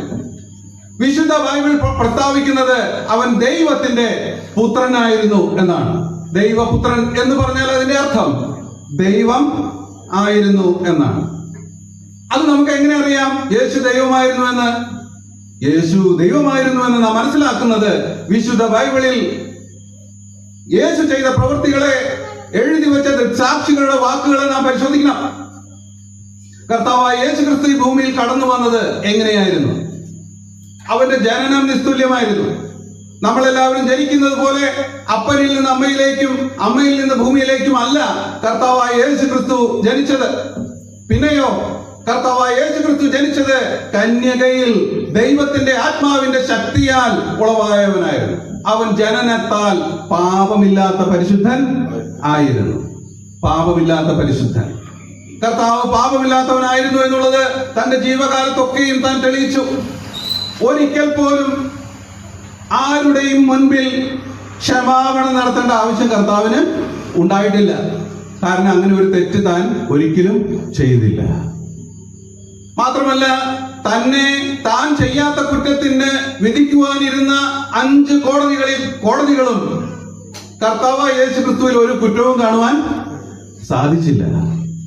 അവനെ അവസാനം നിയമപ്രകാരം മരണത്തിന് ഏൽപ്പിച്ചു കൊടുത്ത പീലാത്തോസ് എന്ന് പറയുന്ന അന്നത്തെ റോമ ഗവർണർ ഇപ്രകാരം പറഞ്ഞു, ഈ നീതിമാന്റെ രക്തത്തിൽ എനിക്ക് പങ്കില്ല എന്ന് പറഞ്ഞ് കരങ്ങൾ വെള്ളം കൊണ്ട് കഴുകി കൈയൊഴിഞ്ഞു. അവനെ ക്രൂശിക്കുവാൻ റോമ ഗവൺമെന്റ് നിയുക്തനാക്കിയ ശതാധിപൻ കാൽവരിയിലെ കുരിശിൽ കർത്താവ് മരിക്കുന്ന കാഴ്ച കണ്ടപ്പോൾ ഇപ്രകാരം പറഞ്ഞു, ഈ മനുഷ്യൻ വാസ്തവത്തിൽ നീതിമാൻ ആയിരുന്നു. അവനെ ഒറ്റിക്കൊടുത്ത 30 വെള്ളിക്കാശിൽ ഒറ്റിക്കൊടുത്ത യൂദ പറഞ്ഞു, ഞാൻ കുറ്റമില്ലാത്ത രക്തം കാണിച്ചു കൊടുത്തതിനാൽ പാപം ചെയ്തിരിക്കുന്നു. തന്റെ മാറോട് ചേർന്നിരുന്ന അപ്പസ്തലനായ യോഹന്നാൻ താൻ പറഞ്ഞു, അവനിൽ ഇരുട്ട് ഒട്ടും ഇല്ല. തന്നോട് എപ്പോഴും സഹചാരിയായിട്ടിരുന്ന പത്രോസ് പറഞ്ഞു, അവരിൽ പാപമൊന്നും ഉണ്ടായിരുന്നില്ല, അവന്റെ വായിൽ വഞ്ചനയൊന്നും ഉണ്ടായിരുന്നില്ല, തന്നെ ശകാരിച്ചിട്ട് പകരം ശകാരിക്കാൻ നിന്നില്ല, കഷ്ടം അനുഭവിച്ചിട്ട് ഭീഷണം പറയാൻ നിന്നില്ല. എല്ലാം ഏറ്റുവാങ്ങുന്നവനായിട്ട് ഈ ഭൂമിയിൽ കർത്താവായ യേശു ക്രിസ്തു ഇരുന്നു. കർത്താവായ യേശു ക്രിസ്തു സാക്ഷാൽ ദൈവമായിരുന്നു എന്നുള്ളതിന്റെ മറ്റൊരു തെളിവ് തന്റെ പ്രവൃത്തികളെ നാം കാണുമ്പോഴാണ്. അവൻ സകലത്തിന്റെയും മേലധികാരിയായിരിക്കുന്ന ദൈവമാണെന്ന് തന്റെ ജീവിതത്തിലെ ഉടനീളം കർത്താവ് കാണിക്കുകയുണ്ടായി. അവൻ കണ്ണു കാണാത്ത കുരുടന്മാർക്ക് കാഴ്ച കൊടുത്തു, ചെകിടന്മാരെ അവൻ കേൾക്കുമാറാക്കി, സംസാരിക്കുവാൻ കേൾപ്പില്ലാത്തവർക്ക് അവൻ സംസാരത്തിനുള്ള ശേഷി നൽകി, മുടന്തന്മാരായിരിക്കുന്നവരെ എഴുന്നേറ്റ് നടക്കുമാറാക്കി, മരിച്ചവരെ അവൻ ഉയർപ്പിച്ചു, 5 അപ്പം കൊണ്ട് 5000 പേരെ പോഷിപ്പിച്ചു, 7 അപ്പം കൊണ്ട് 4000 പേരെ പോഷിപ്പിച്ചു, കടലിന്മേൽ നടന്നു, കടലിനെ ശാസിച്ചമർത്തി, സകലത്തിന്റെയും മേൽ താൻ സർവാധികാരിയാണെന്ന് കർത്താവായ യേശു ക്രിസ്തു ഈ ഭൂമിയിൽ വെച്ച് തെളിയിച്ചു. അവൻ സാക്ഷാൽ സത്യദൈവം തന്നെയായിരുന്നു. സർവജ്ഞാനിയും സർവവ്യാപിയും സർവശക്തനുമാണ് താൻ എന്ന് തന്റെ പ്രവൃത്തികളിൽ ഉടനീളം താൻ തെളിയിച്ചു. ആ ദൈവത്തിന്റെ പുത്രൻ, അവൻ മുഖാന്തരം സകലവും ഉളവായി, അവനെ കൂടാതെ ഒന്നും ഉളവായിട്ടില്ല എന്ന് അരുളി ചെയ്യപ്പെട്ട സകലത്തിന്റെയും കാരണനായ, നമ്മെ ഓരോരുത്തരെയും നിർമ്മിച്ചവനായ ദൈവത്തിന്റെ പുത്രൻ, അവൻ ഈ ഭൂമിയിലേക്ക് മനുഷ്യർ നിമിത്തം ഇറങ്ങി വന്നു. അവൻ ഒരു മനുഷ്യനായി തീർന്നു. അവൻ മനുഷ്യനായി തീർന്നു എന്ന് മാത്രമല്ല, മികച്ച മനുഷ്യനായവൻ തീർന്നു. ഈ ലോകത്തിൽ ഏതൊരു മനുഷ്യനേക്കാളും ഉപരി, ഈ ലോകത്തിൽ കണ്ടിട്ടുള്ള സകല പരമാത്മാക്കളെക്കാളും ഉപരി, സകല ഗുരുക്കന്മാരെക്കാളും ഉപരി, എല്ലാം നല്ല മനുഷ്യൻ എന്ന് പറയുന്ന എല്ലാവരെക്കാളും ഉപരി, സർവശക്തനായ ദൈവത്തെ ഒരു മനുഷ്യൻ എന്നുള്ള രീതിയിൽ എങ്ങനെ അനുസരിക്കണം, എങ്ങനെ ദൈവത്തെ മഹത്വപ്പെടുത്തണമെന്ന് തന്റെ വ്യക്തി ജീവിതത്തിലൂടെ കർത്താവായ യേശു ക്രിസ്തു ഈ ലോകത്തിന് കാണിച്ചു കൊടുത്തു.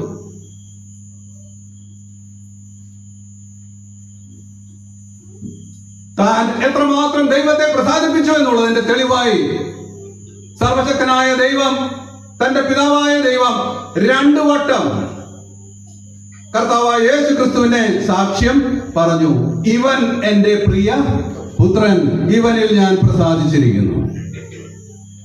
അങ്ങനെ ദൈവത്തെ പ്രസാദിപ്പിച്ച ഒരു മനുഷ്യൻ, അവൻ ദൈവമായിരുന്നു. ദൈവരൂപത്തിൽ നിന്ന് അവൻ മനുഷ്യരൂപം ധരിച്ച് ഒരു ദാസനെ പോലെ മനുഷ്യന് സേവനം ചെയ്യുവാൻ വേണ്ടി ഈ ഭൂമിയിലേക്ക് കടന്നു വന്നു. എന്തിനു വേണ്ടിയായിരുന്നു യേശു ക്രിസ്തു മനുഷ്യവേഷം ധരിച്ചത്? അവൻ മനുഷ്യവേഷം ധരിച്ചത് മനുഷ്യവർഗത്തിന്റെ രക്ഷകനായി തീരേണ്ടതിന് വേണ്ടിയായിരുന്നു. അപ്പോൾ നമുക്കൊരു ചോദ്യമുണ്ടാകും, എന്തുകൊണ്ട് രക്ഷകന്റെ ആവശ്യം? അത് നമ്മൾക്ക് മനസ്സിലാക്കുവാൻ സാധിക്കുന്നത് ബൈബിളിലെ ഉൽപ്പത്തി പുസ്തകത്തിലുള്ള ഗ്രേറ്റ് ഫോൾ അഥവാ വലിയ വീഴ്ച എന്ന് പറയുന്ന ആ വിഷയത്തിലേക്ക് കടന്നു പോകുമ്പോഴാണ്. സർവ്വസ്വാതന്ത്ര്യത്തോടെ സൃഷ്ടിക്കപ്പെട്ട മനുഷ്യൻ, ആദിമാനവനായിരുന്ന ആദം, ദൈവത്തിന്റെ കൽപ്പനയെ അവിശ്വസിച്ച് ദൈവത്തോട് പാപം ചെയ്തു. നമ്മൾ റോമാലേഖനത്തിൽ ഇങ്ങനെ വായിക്കുന്നു, അതുകൊണ്ട് ഏക മനുഷ്യന്റെ ലംഘനത്താൽ പാപവും പാപത്താൽ മരണവും ലോകത്തിലേക്ക് കടന്നു. ഇന്ന് ലോകത്തിൽ മരണമുള്ളതിന്റെ കാരണം പാപമാണ്. ഈ പാപമുണ്ടായത് മനുഷ്യന്റെ അനുസരണക്കേട് മൂലമാണ്. നമ്മൾ വിശുദ്ധ വചനത്തിൽ ഇങ്ങനെ വായിക്കുന്നു, പാപത്തിന്റെ ശമ്പളം മരണമത്രേ. സകല മനുഷ്യരും പാപത്തിന്റെ കീഴിലാണ്. സകല മനുഷ്യരും മരണത്തിന് യോഗ്യന്മാരാണ്. ആ മരണത്തിൽ നിന്ന് മാനവവർഗത്തെ വിടുവിക്കേണ്ടതിന് വേണ്ടി സർവശക്തനായ ദൈവം, സകലത്തിന്റെയും കാരണനായവൻ മനുഷ്യനായി ഇവിടേക്ക് കടന്നു വരുവാനായിട്ടിടയായി. അവൻ കേവലം ഒരു മനുഷ്യനായി എന്ന് മാത്രമല്ല, സർവശക്തനായ ദൈവത്തിന്റെ സകല നീതി നിവർത്തിച്ച് അത്യുന്നതനായ ഉത്തമനായ ദൈവത്താൽ സാക്ഷ്യം പ്രാപിച്ച ഒരു മനുഷ്യനായിട്ട് തീർന്നു. എന്തിനാണ് അവൻ അങ്ങനെ ആയിത്തീർന്നത്? അവൻ അങ്ങനെ ആയിത്തീർന്നത് നമ്മൾക്ക് വീണ്ടെടുപ്പ് ഒരുക്കേണ്ടതിന് വേണ്ടിയായിരുന്നു. അവസാനം ഈ കർത്താവായ യേശു ക്രിസ്തു കാൽവറിയിലെ കുരിശില് ഒരു അതിക്രമിയെ പോലെ മരണം അനുഭവിക്കുവാനായിട്ട് ഇടയായി. ഞാൻ മുൻപേ പറഞ്ഞതുപോലെ അവനിൽ ഒരു കുറ്റവും ഇല്ലാതിരുന്നിട്ടും, അവനെ കുറിച്ച് ഒരു കുറ്റവും തെളിയിക്കുവാൻ ആരെ കൊണ്ട് കഴിയാതിരുന്നിട്ടും, ഉത്തമനായ ഈ മനുഷ്യൻ മാനവവർഗത്തിന്റെ പാപത്തിന്റെ പരിഹാരകനായിട്ട് മരണം അനുഭവിക്കാനായിട്ട് ഇടയായി.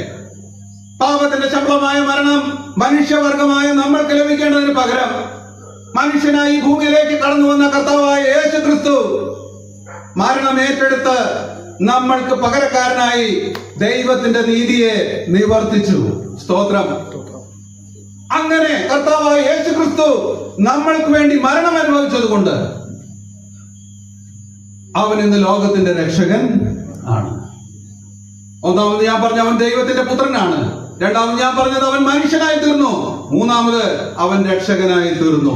ഇന്ന് ഏതൊരു പാപിയും ഈ കർത്താവായ യേശു ക്രിസ്തുവിൽ വിശ്വസിച്ച് തന്റെ ഹൃദയം ഈ കർത്താവിന്റെ കരങ്ങളിൽ സമർപ്പിക്കുമ്പോൾ, വിശുദ്ധ വചനം നമ്മൾ ഇങ്ങനെയാണ് വായിക്കുന്നത്, ഏതൊരു വ്യക്തിയും യേശുവിനെ കർത്താവായിട്ട് ഏൽക്കുമ്പോൾ അവൻ രക്ഷയുടെ അനുഭവത്തിലേക്ക് കടന്നു വരുന്നു. യോഹന്നാന്റെ സുവിശേഷത്തിൽ നാം 1-ാം അധ്യായത്തിന്റെ 12-ാം വാക്യത്തിൽ ഇങ്ങനെ വായിക്കുന്നു. യോഹന്നാൻ 1:12.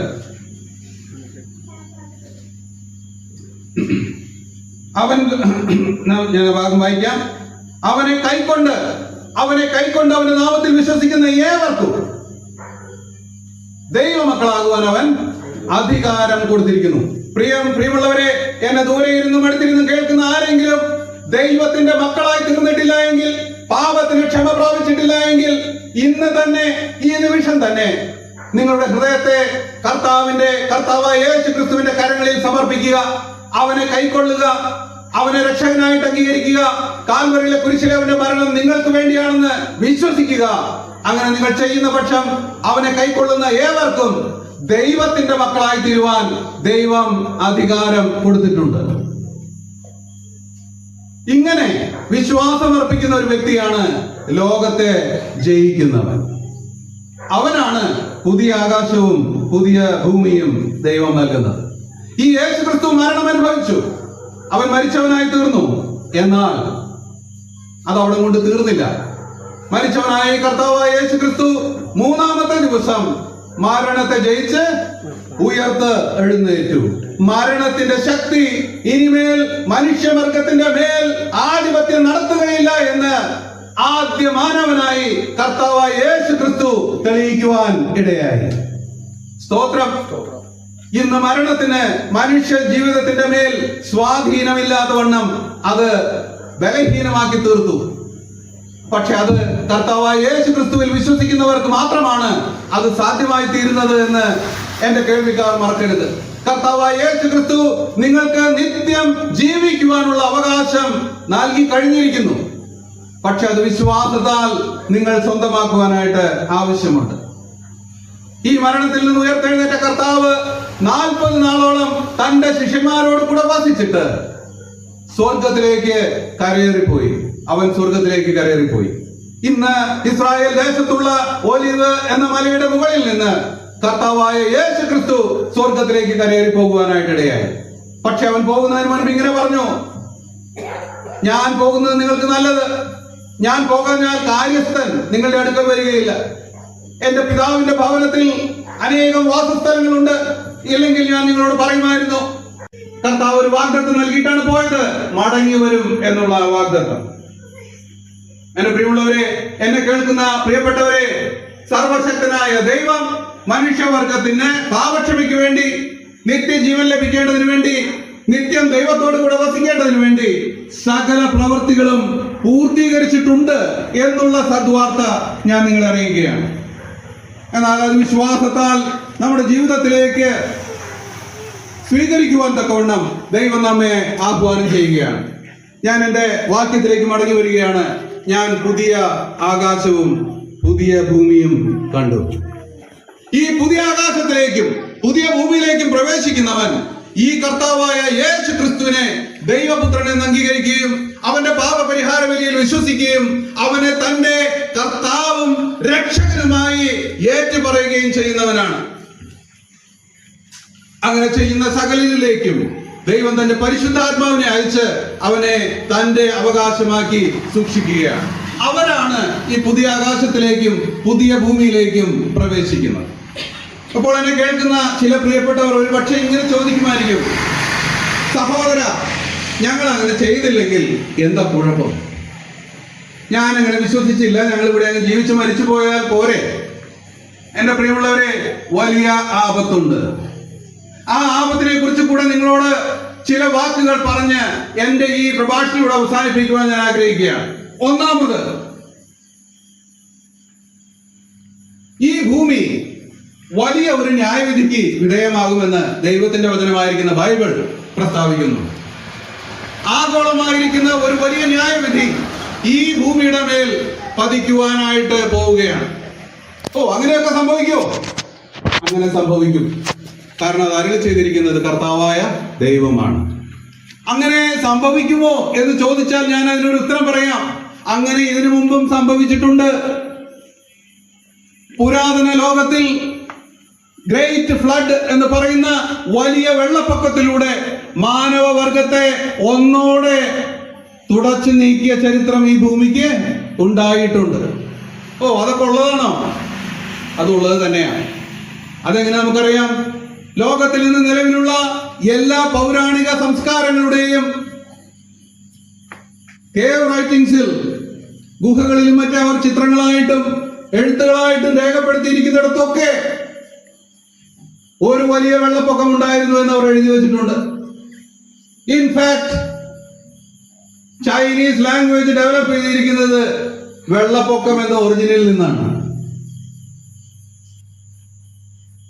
അത്രമാത്രം ആ പഴയകാല സംഭവങ്ങൾ അവർ മറന്നിട്ടില്ല. ഇനി എന്റെ വ്യക്തി ജീവിതത്തിലുണ്ടായ ഒരു കാര്യം ഞാൻ നിങ്ങളോട് പറയാം. ഞാൻ ഒമാനിൽ ജോലി ചെയ്യുന്ന സമയത്ത് അവിടുത്തെ ഉയർന്ന ഒരു മൗണ്ടൻ കാണാനായിട്ട് ഞാൻ പോയി. ആ മൗണ്ടന്റെ പേര് ജബൽ അഖർ എന്നാണ്. നിങ്ങൾക്ക് ഗൂഗിളിൽ അടിച്ചാൽ കിട്ടും. 3019 മീറ്റർ സമുദ്ര നിരപ്പിൽ നിന്ന് ഉയർന്ന സ്ഥലമാണ്. നമ്മുടെ നാട്ടിൽ കാണുന്ന കറുത്ത പാറയാണത്, കരിങ്കല്ല്. ആ സ്ഥലവും അടുത്ത് കിടക്കുന്ന കടലും തമ്മിൽ 50 കിലോമീറ്ററോളം ദൂരമുണ്ട്. എന്ന് പറഞ്ഞാൽ കടലിന്റെ യാതൊരു ആധിപത്യവും ആ സ്ഥലത്തിന്റെ മേൽ ഇല്ല. 3 കിലോമീറ്റർ ഉയരത്തിൽ കിടക്കുന്ന മൗണ്ടൻ. പക്ഷെ ഞങ്ങൾ സ്റ്റെപ്പ് ചെയ്ത അവിടെയുള്ള കരിങ്കലിന്റെ മുകളിൽ മത്സ്യങ്ങളുടെയും ചിപ്പികളുടെയും കടൽ പുല്ലിന്റെയും ഫോസിൽസ് ഉണ്ടായിരുന്നു. എന്റെ കണ്ണുകൊണ്ട് കണ്ടിട്ടുള്ളത് ഞാൻ ഫോട്ടോ എടുത്ത് വെച്ചിട്ടുണ്ട്. എന്നെ ഏറ്റവും അത്ഭുതപ്പെടുത്തിയ സത്യം, ഫ്ലഡ് എന്ന് പറയുന്നത്, ഗ്രേറ്റ് ഫ്ലഡ് എന്ന് പറയുന്നത് അത് കേവലം ഒരു കഥയല്ല, അത് സംഭവിച്ച കാര്യമാണ്. തെളിവുകൾ ധാരാളം ഈ ലോകത്തിലുണ്ട്. എന്തുകൊണ്ട് അങ്ങനെ സംഭവിച്ചു എന്ന് ചോദിച്ചാൽ ആ കാലഘട്ടത്തിൽ ഉണ്ടായിരുന്ന മനുഷ്യരുടെ ദുഷ്ടത നിമിത്തമായിരുന്നു അത് സംഭവിച്ചത്. വിശുദ്ധ ബൈബിളിൽ നമ്മൾ ഇങ്ങനെയാണ് വായിക്കുന്നത്. ഉൽപ്പത്തി പുസ്തകത്തിൽ ആ കാലത്തിൽ ജീവിച്ചിരുന്ന മനുഷ്യരെ കുറിച്ച് ദൈവം പറയുന്ന സാക്ഷ്യമാണ്: ഭൂമിയിൽ മനുഷ്യന്റെ ദുഷ്ടത വലിയതെന്നും അവന്റെ ഹൃദയവിചാരങ്ങളുടെ നിരൂപണമൊക്കെയും എല്ലായ്പ്പോഴും ദോഷമുള്ളതത്രേ എന്നും കണ്ടു. എന്ന് പറഞ്ഞാൽ ഒരു മിനിറ്റ് പോലും നേരെ ചിന്തിക്കാൻ കഴിയാത്ത വക്രത. ഇന്ന് ഈ ലോകം പോയിക്കൊണ്ടിരിക്കുന്നതോ അതിലേക്ക് തന്നെയല്ലേ? കറപ്ഷൻ അടിതൊട്ട് മുടി വരെ എല്ലായിടത്തും ഉണ്ട്. ഒരു കാര്യവും നേരെ ചൊവ്വ ചെയ്യാനല്ല, മറിച്ച് ഗ്രീഡ് നിമിത്തം, ദുരാഗ്രഹം നിമിത്തം സകല മനുഷ്യരെയും കൊള്ളയിടുന്ന അധികാര കേന്ദ്രങ്ങൾ. ധാർമ്മികമായ മൂല്യങ്ങൾ തകർന്നുകൊണ്ടിരിക്കുകയാണ്. വിവാഹമില്ലാതെ കുടുംബമായി താമസിക്കുകയാണ്. തോന്നിയ പോലെ ജീവിക്കുന്ന കുത്തഴിഞ്ഞ സമൂഹം. എന്റെ പ്രിയമുള്ളവരെ, ഞാൻ ഓർപ്പിക്കാം, ഇതൊക്കെ മുന്നിൽ കണ്ട ദൈവം മുൻപേ പറഞ്ഞിട്ടുണ്ട്, വലിയൊരു ന്യായവിധി ലോകത്തിന്റെ മേൽ ദൈവം അയക്കും. 19 ന്യായവിധികൾ വെളിപ്പാട് ഗ്രന്ഥത്തിൽ അതിനോടുള്ള ബന്ധത്തിൽ രേഖയാക്കി തന്നിട്ടുണ്ട്. എന്തൊക്കെയാണ് സംഭവിക്കാൻ പോകുന്നത്? അന്ന് ഈ ലോകത്തിലുള്ള സകല മാനവരിലും 2/3 ഭാഗം മരിച്ചു പോകും. അങ്ങനെയൊക്കെ സംഭവിക്കുമോ? വെള്ളപ്പൊക്കമുണ്ടായ കാലഘട്ടത്തിൽ മാനവവർഗം മരിച്ചത് എസ്റ്റിമേറ്റ് ചെയ്യുന്നത് 1 ബില്യണിൽ കുറവല്ല എന്നാണ്. 1 ബില്യൺ എന്ന് പറഞ്ഞാൽ 100 കോടി ജനം. അത്രമാത്രം ജനമെന്ന് വെള്ളത്തിൽ നശിച്ചുപോയി, ജീവികളും. അങ്ങനെ സംഭവിക്കും. അങ്ങനെ സംഭവിച്ചിട്ടുണ്ട്. കാരണം ആദാമിനെ ഉളവാക്കി 1670 വർഷങ്ങൾക്ക് ശേഷമാണ് ഫ്ലഡ് സംഭവിക്കുന്നത്. അപ്പോഴേക്കും ജനം വർദ്ധിച്ചു. വളരെ വലിയൊരു ജനാവലി ലോകത്തിലുണ്ടായിരുന്നു പ്രിയമുള്ളവരെ. എന്നാൽ വെള്ളത്താൽ ഈ ലോകം നശിച്ചു പോകുവാനായിട്ടിടയായി. ആ ദൈവം തന്നെ മനുഷ്യരോട് പറയുകയാണ്, ഇനിയും ഒരു ന്യായവിധി വരുന്നുണ്ട്. ഇന്ന് 700 കോടി ജനമാണ് ഈ ലോകത്തിലുള്ളത്. 2 എന്ന് പറഞ്ഞാൽ 460 കോടി ജനം മരണത്താലെ നീക്കം ചെയ്യപ്പെടും. എന്ത് തരം മരണമാണ്? യുദ്ധങ്ങൾ, ക്ഷാമങ്ങൾ, മഹാവ്യാധികൾ. കോവിഡ് കടന്നുപോയതിന്റെ ഭീകരത നമ്മൾ മറന്നിട്ടില്ല. എന്നാൽ അതിനും ഉന്നതമായ മികച്ച മഹാവ്യാധികൾ, കലഹങ്ങൾ, ഭൂകമ്പങ്ങൾ, പ്രകൃതി ദുരന്തങ്ങൾ എന്നിവ ധാരാളമായിട്ട് ഈ ഭൂമിയെ ആവസിക്കും. മാത്രമല്ല സൂര്യ ചന്ദ്ര നക്ഷത്രാദികൾ വെളിച്ചം കൊടുക്കുകയില്ല. വിശുദ്ധ ബൈബിളിൽ പറഞ്ഞിരിക്കുന്നത് 1/3 വെളിച്ചം ഈ ഭൂമിയിൽ കുറഞ്ഞു പോകുമെന്നാണ്. 1/3 വെളിച്ചം കുറഞ്ഞു പോയാൽ നമുക്കറിയാം ഭക്ഷണം കുറവായിരിക്കും. പട്ടിണി കിടന്ന് മനുഷ്യർ മരിക്കേണ്ടി വരും. കുടിവെള്ളം സമ്പൂർണമായി തകരാറിലാകും. സകല വാട്ടർ സോഴ്സസും കണ്ടാമിനേറ്റഡ് ആകും. വന്യജീവികളാൽ മരണം സംഭവിക്കും. വ്രണങ്ങൾ, അതുപോലെ വിഷബാധ, സകലത്താലും ഈ ഭൂമി നാശം വിതയ്ക്കുന്ന ഒരു സ്ഥലമായി മാറുമെന്ന് വിശുദ്ധ ബൈബിൾ വാണിംഗ് തരുന്നുണ്ട്. ഞാൻ എന്താണ് പറയുന്നത് ചോദിച്ചാൽ, ഈ കർത്താവായ യേശു ക്രിസ്തുവിലൂടെ വിശ്വാസം, ആ ക്രിസ്തുവിലുള്ള വിശ്വാസത്താൽ ജീവരക്ഷ പ്രാപിക്കാത്തവർ ഈ ന്യായവിധിയിലേക്കാണ് നടന്നുകൊണ്ടിരിക്കുന്നതെന്ന് ആരും മറക്കരുത് പ്രിയമുള്ളവരെ. ദൈവം ആരോടും ഒരു കാര്യവും പറയാതെ ചെയ്യാറില്ല. ഈ ഭൂമിയിൽ വെള്ളപ്പൊക്കം ഉണ്ടായപ്പോൾ നീണ്ട 120 വർഷക്കാലം നോഹ എന്ന വ്യക്തിയിലൂടെ ദൈവം സംസാരിച്ചു കൊണ്ടിരുന്നു. നോഹയോട് ദൈവം പറഞ്ഞു, നീ ഒരു പെട്ടകം ഉണ്ടാക്കണം. ആ പെട്ടകം അനേക മനുഷ്യർക്ക് സാക്ഷിയായിട്ട് അവിടെ ഇരുന്നിരുന്നു. നോഹ തന്റെ വായിലൂടെ അവരോട് സംസാരിച്ചു കൊണ്ടിരുന്നു. എന്നാൽ അവർ വിശ്വസിച്ചില്ല. ഇന്ന് മനുഷ്യരോട് വലിയ ന്യായവിധി വരുന്നുണ്ട്. വിശ്വസിക്കുക, നശിച്ചു പോകുമെന്ന് പറയുമ്പോൾ മനുഷ്യർ അത് വിശ്വസിക്കുന്നില്ല. പക്ഷെ എന്റെ പ്രിയമുള്ളവരെ, എന്നെ കേൾക്കുന്ന പ്രിയമുള്ളവരെ, ഈ ലോകം നാശത്തിന്റെ പാതയിലേക്ക് പോയിക്കൊണ്ടിരിക്കുകയാണ്. വിശുദ്ധ ബൈബിൾ പറയുന്നത് പോലെ 2/3 ജനസംഖ്യ ഈ ഭൂമിയിൽ നിന്ന് വൈപ്പ് ഔട്ടായി പോകുവാനായിട്ടിരിക്കുകയാണ്. അതിലേക്ക് നിങ്ങൾ പോകരുത്. രണ്ടാമത്തെ കാര്യം എനിക്ക് നിങ്ങളുമായിട്ട് പങ്കുവയ്ക്കാനായിട്ടുള്ളത്, ഈ ഭൂമിയിൽ വരുവാനിരിക്കുന്ന ന്യായവിധി കൂടാതെ മരണാനന്തരം ഒരു ന്യായവിധിയും കൂടെ ലോകത്തിന്റെ മേൽ വരുന്നുണ്ട്. മരിച്ച സകല മനുഷ്യരും ദൈവത്തിന്റെ മുൻപാകെ നിൽക്കേണ്ടി വരുമെന്ന് വിശുദ്ധ ബൈബിൾ പറയുന്നു. നാം ഇങ്ങനെ വായിക്കുന്നു, ഞാൻ വലിയൊരു വെള്ള സിംഹാസനം കണ്ടു, അതിൽ ഒരുത്തൻ ഇരിക്കുന്നതും കണ്ടു. അവന്റെ സന്നിധിയിൽ നിന്ന് ആകാശവും ഭൂമിയും ഓടിപ്പോയി. മരിച്ചവർ ആബാലവൃദ്ധം സിംഹാസനത്തിന്റെ മുൻപിൽ നിൽക്കുന്നതും കണ്ടു. പുസ്തകങ്ങൾ തുറന്നു. പുസ്തകങ്ങളിൽ എഴുതിയിരുന്നതിനൊത്തവണ്ണം മരിച്ചവർക്ക് അവരുടെ പ്രവൃത്തികൾക്ക് അടുത്ത ന്യായവിധി ഉണ്ടായി. ദൈവം ഇന്ന് ഈ ഭൂമിയിൽ വസിക്കുന്ന, ഇതിനു മുൻപ് വസിച്ചിരുന്ന, ഇനിയും വസിക്കുവാനായിട്ടുള്ള സകല മനുഷ്യരുടെയും സകല പ്രവൃത്തിയെയും റെക്കോർഡ് ചെയ്യുന്നുണ്ട് എന്നുള്ളത് നമ്മൾ മറക്കരുത്. നമ്മൾ എപ്പോഴാണെങ്കിലും അതിന് കണക്ക് കൊടുക്കേണ്ടി വരുമെന്നുള്ളത് നമുക്കറിയാം. പ്രിയമുള്ളവരെ, ഒരു വലിയ ന്യായവിധിയുണ്ട്. മരിച്ച സകല വ്യക്തികളും ആബാലവൃദ്ധം ഉയർത്തെഴുന്നേറ്റ് ദൈവത്തിന്റെ മുൻപാകെ നിൽക്കുവാനായിട്ടുള്ള ഒരു ദിവസം വരുന്നുണ്ട്. അവിടെ കടന്നു പോകുന്ന ആരും തിരികെ വരുന്നില്ല. അവരെല്ലാവരും നാശത്തിലേക്ക് പോകേണ്ടി വരും, മരണത്തിലേക്ക് പോകേണ്ടി വരും. അവിടെ അതിന്റെ അവസാനം നാം ഇങ്ങനെയാണ് വായിക്കുന്നത്, ജീവപുസ്തകത്തിൽ പേരെഴുതി കാണാത്ത ഏവനെയും തീയും ഗന്ധവും കത്തുന്ന തീപ്പൊയ്കയിലേക്ക് തള്ളിക്കളയും. ഇത് രണ്ടാമത്തെ മരണം. എന്നെ കേൾക്കുന്ന പ്രിയ സഹോദരി സഹോദരന്മാരെ, ദയവായി കർത്താവായ യേശു ക്രിസ്തുവിൽ വിശ്വസിച്ച് ജീവരക്ഷ പ്രാപിക്കുക. നിങ്ങളുടെ പാപത്തിന്റെ പരിഹാരത്തിന് വേണ്ടി കാൽവരിയിലെ കുരിശിൽ പിടഞ്ഞു മരിച്ച രക്ഷകനെ തിരിച്ചറിഞ്ഞ് അവന് നിങ്ങളുടെ ഹൃദയം കൊടുക്കുക. വരുവാനുള്ള ന്യായവിധികളിൽ നിന്ന് രക്ഷ പ്രാപിക്കുക. അങ്ങനെ നിങ്ങൾ ചെയ്യുവാനായിട്ട് നിങ്ങൾ മനസ്സില്ല എങ്കിൽ ദൈവത്തിന്റെ ന്യായവിധിയുടെ മുമ്പാകെ നിങ്ങൾക്ക് നിൽക്കേണ്ടി വരും. അന്ന് നിങ്ങൾ ചെയ്ത കാര്യങ്ങൾ, നിങ്ങൾ കണ്ട കാര്യങ്ങൾ, നിങ്ങൾ കേട്ട കാര്യങ്ങൾ, രഹസ്യത്തിൽ നിങ്ങൾ അനുഭവിച്ച സകലവും പരസ്യമാക്കപ്പെടുന്ന ഒരു ദിവസം വരും. അന്ന് നിങ്ങൾക്ക് ഉത്തരമുണ്ടാകുകയില്ല.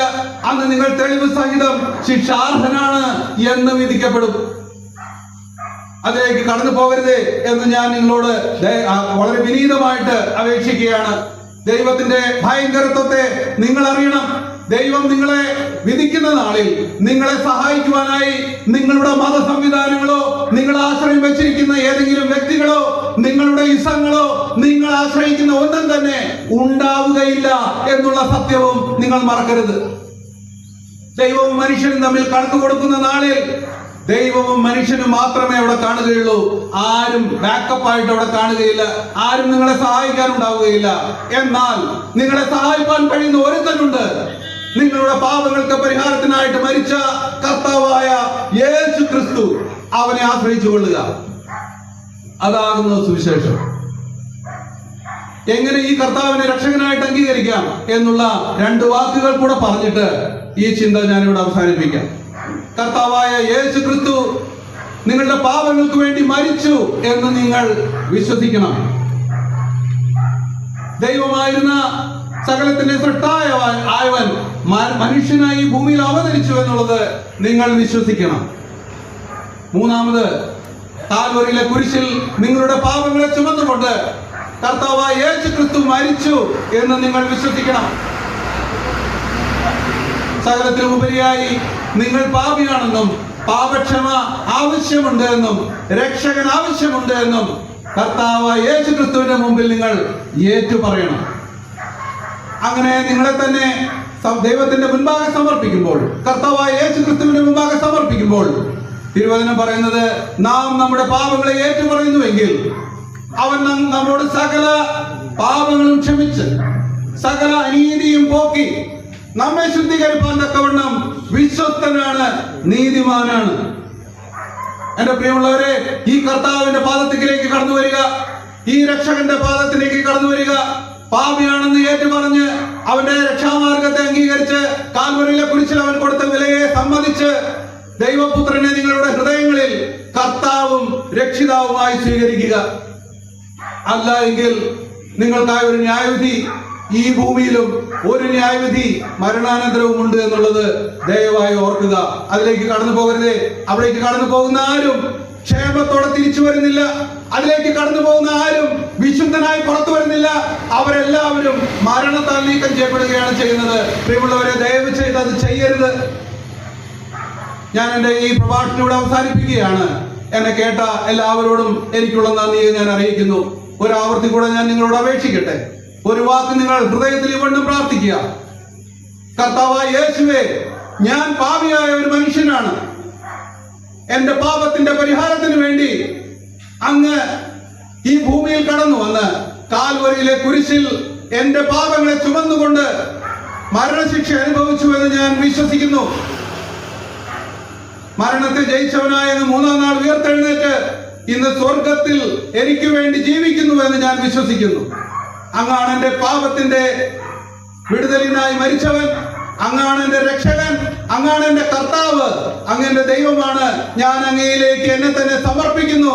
എന്റെ ജീവനെ ഞാൻ അങ്ങയുടെ കരങ്ങളിൽ സമർപ്പിക്കുന്നു എന്ന് പ്രാർത്ഥിക്കുക. അങ്ങനെ ആരെങ്കിലും സ്വമനസാലെ പ്രാർത്ഥിച്ചുവെങ്കിൽ തിരുവചനം പറയുന്നത്, നാം എല്ലാവരും അങ്ങനെ കർത്താവായ യേശു ക്രിസ്തുവിൽ വിശ്വസിക്കുന്നവൻ അവൻ ദൈവത്തിന്റെ മകൻ അല്ലെങ്കിൽ മകൾ ആണ്. ഈ വലിയ ശുശ്രൂഷ ഈ രീതിയിലൂടെ ചെയ്യുവാൻ എളിയവനായ എന്നെ ദൈവം സഹായിച്ചതിനായിട്ട് ദൈവത്തിന് സകല മഹത്വം അർപ്പിക്കുന്നു. ഒരിക്കൽ കൂടെ ഇങ്ങനെ ഒരു അവസരം തന്ന ഇവിടെയുള്ള ദൈവസഭയെയും YMEF-ന്റെ എല്ലാ പ്രവർത്തകരെയും നന്ദിയുടെ ഒരു വാക്ക് പറഞ്ഞുകൊണ്ട് ഞാൻ എന്റെ കർത്തവ്യത്തിൽ നിന്ന് വിരമിക്കുന്നു. കർത്താവായ യേശു ക്രിസ്തുവിന്റെ പരിശുദ്ധ നാമം ഇന്നും എന്നേക്കും വാഴ്ത്തപ്പെടുമാറാകട്ടെ. ആമേൻ. ദൈവം മനുഷ്യനെ ഒരുക്കിയിരിക്കുന്നത് പുതിയ ആകാശവും പുതിയ ഭൂമിയുമാണ്. അതിലേക്ക് പ്രവേശിക്കുന്നവർ ലോകത്തെ ജയിച്ചവരാണ് എന്ന് കേൾക്കുവാൻ തക്കവണ്ണമിടയായി. മനുഷ്യന് ദൈവം സ്വർഗം നൽകുവാനാണ് സ്വർഗം ദൈവം ഒരുക്കിയത്. അല്ലെങ്കിൽ പുതിയ ഭൂമിയും പുതിയ ആകാശവും ഒക്കെ ദൈവം ഒരുക്കിയത് മനുഷ്യന് വേണ്ടിയാണ്. എന്നാൽ പിശാചിനും അവന്റെ ദൂതന്മാർക്കും ഒരുക്കിയത് നരകമാണ്. എന്നാൽ അവിടേക്ക് ചിലർ പ്രവേശിക്കും എന്നുള്ളത് നാം കേട്ട വെളിപ്പാട് പുസ്തകം 21:8 വായിക്കുന്നു. ഭീരുക്കൾ അവിടേക്ക് പ്രവേശിക്കും, അവിശ്വാസികൾ അവിടേക്ക് പ്രവേശിക്കും. ബിംബാരാധികൾ അവിടേക്ക് പ്രവേശിക്കും. ബോഷ്ക്ക് പറയുന്ന ഏവരും അവിടേക്ക് പ്രവേശിക്കും. നിങ്ങൾ ഭീരുക്കളാകരുത്. ദൈവത്തിന്റെ വചനം സത്യവചനമാണ്. ആ വചനം നിങ്ങൾ കേട്ടു. പള്ളി, മനുഷ്യഭയം, ഇതൊന്നും പാടില്ല. നിങ്ങൾ ധൈര്യമായിട്ട് ദൈവസന്നിധിയിലേക്ക് കടന്നു വരുവാൻ തക്കവണ്ണം നിങ്ങളെ ആഹ്വാനം ചെയ്യുന്നു. ബിംബാരാധികൾ അവിടേക്ക് പ്രവേശിക്കുകയില്ല. കാരണം ദൈവം പറയുകയുണ്ടായി, ഞാൻ ആകാശങ്ങളും ഭൂമിയും നിറഞ്ഞു നിൽക്കുന്നവനാണ്. ഞാൻ സമീപസ്ഥനായ ദൈവം മാത്രമല്ല, ദൂരസ്ഥനായ ദൈവം കൂടിയാണ്. ദൈവം സമീപസ്ഥനായ ദൈവമാണ്. ഇന്ന് ഈ വചനം കേട്ടവരുടെ ഹൃദയങ്ങളുടെ, അവരുടെ വായുടെ അടുത്ത് ദൈവത്തിന്റെ വചനം സമീപസ്ഥമായിട്ട് വന്നു. ഈ ആകാശങ്ങളും ഭൂമിയും നിറഞ്ഞിരിക്കുന്ന ദൈവത്തെ മനുഷ്യർ, പക്ഷി, നാൽക്കാലി, മൃഗജാതി ഇവയുടെ മനുഷ്യർ ഇവയുടെ രൂപസാദൃശ്യത്തിലാക്കി മാറ്റി എന്നുള്ളത് നമുക്ക് കാണുവാൻ കഴിയും. എന്നാലും ആകാശങ്ങളും ഭൂമിയും നിറഞ്ഞു നിൽക്കുന്ന ദൈവം മനുഷ്യരുടെ പാപങ്ങൾക്ക് പരിഹാരം വരുത്തുവാനായിട്ട് ഈ ഭൂമിയിലേക്ക് ഇറങ്ങി വന്ന് മനുഷ്യനായി തീർന്ന് കാൽവരി ക്രൂശിൽ മരിച്ചടക്കപ്പെട്ട് ഉയർത്തെഴുന്നേറ്റു. അത് മനുഷ്യരുടെ പാപങ്ങൾക്കാണ് എന്നുള്ളത് സഹോദരരുടെ കേട്ടതുപോലെ നാം ഹൃദയം കൊണ്ട് വിശ്വസിക്കുകയും വായ കൊണ്ട് ഏറ്റുപറയുകയും ചെയ്യുമ്പോൾ നമുക്ക് പുതിയ ആകാശത്തിലേക്കും പുതിയ ഭൂമിയിലേക്കും മരണമില്ലാത്ത ആ നാളിലേക്കും കടക്കുവാൻ തക്കവണ്ണം ദൈവം സഹായിക്കും. ഈ സന്ദേശം കേട്ട ഏവരെയും ഞങ്ങൾ ആഹ്വാനം ചെയ്യുന്നു. നാളെ നിങ്ങൾക്കുള്ളതല്ല, നാളെ എനിക്കുള്ളതല്ല, ഇന്ന് തന്നെ ഈ കർത്താവിന്റെ അടുത്തിലേക്ക് വരിക. അതിനുള്ള ഏക മാർഗം എന്നുള്ളത്, കർത്താവെ, ഞാനൊരു പാപിയാണ്, എന്റെ പാപങ്ങൾക്ക് വേണ്ടി അങ്ങ് മരിച്ചടക്കപ്പെട്ട് ഉയർത്തെഴുന്നേറ്റു എന്ന് ഞാൻ ഹൃദയം കൊണ്ട് വിശ്വസിക്കുന്നു. എന്നെ ഒരു മകനാക്കി തീർക്കണമേ എന്നുള്ള ലഘുവായ പ്രാർത്ഥന ആര് പ്രാർത്ഥിക്കുന്നുവോ അവരെ, വിശ്വാസത്തോടെ പ്രാർത്ഥിക്കുന്നവരെ ദൈവ മകളാക്കി തീർക്കുമെന്നുള്ളത് സർവശക്തനായ ദൈവത്തിന്റെ വാഗ്ദത്തങ്ങളാണ്. നിങ്ങൾ ഈ പ്രാർത്ഥന നിങ്ങളുടെ ഭവനങ്ങളിൽ ഇരുന്ന് ഞങ്ങളുടെ ശബ്ദപരിധിയിൽ ഞങ്ങളെ ശ്രദ്ധിക്കുന്നവർ കേൾക്കുകയാണെങ്കിൽ തീർച്ചയായിട്ടും തീരുമാനങ്ങൾ എടുക്കുക.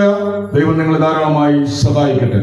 വൈമിഫിന്റെ പ്രവർത്തനങ്ങളെ കുറിച്ച് ചില വാക്കുകൾ പറഞ്ഞുകൊണ്ട് ഇരിക്കുവാനായിട്ട് ആഗ്രഹിക്കുന്നു. വൈമിഫ് നോർത്ത് ഡിവിഷൻ ഇപ്പോൾ ഒറീസയുടെ സുവിശേഷന്മാരുടെ ശവപ്പറമ്പ് എന്നറിയപ്പെടുന്ന ആ സംസ്ഥാനത്ത് പ്രവർത്തിച്ചുകൊണ്ടിരിക്കുന്നു. വളരെ അനുഗ്രഹിക്കപ്പെട്ട രീതിയിൽ പ്രവർത്തനം നടത്തുന്നു. ചാറ്റക്കലുള്ള ബിജു സഹോദരനും അതുപോലെ തന്നെ കാടുകുറ്റിയിലുള്ള ഫ്രാൻസിസ് സഹോദരനും ടീമിനൊപ്പമായിരിക്കുന്നു. അവിടെ വാഹനം ഓടിക്കുവാനും അതുപോലെ തന്നെ ആ പ്രവർത്തനങ്ങളിൽ ലീഡറായി പോകുവാനും ഭക്ഷണം പാകം ചെയ്യുവാനൊക്കെ ആളുകളെ ആവശ്യമുണ്ട്. നിങ്ങൾ പ്രാർത്ഥിക്കുകയും സഹകരിക്കുകയും ചെയ്യണമേ എന്ന് ഓർപ്പിക്കുന്നു. അതുപോലെ തന്നെ യൂണിറ്റുകളിലെ പ്രവർത്തനങ്ങളുണ്ട്.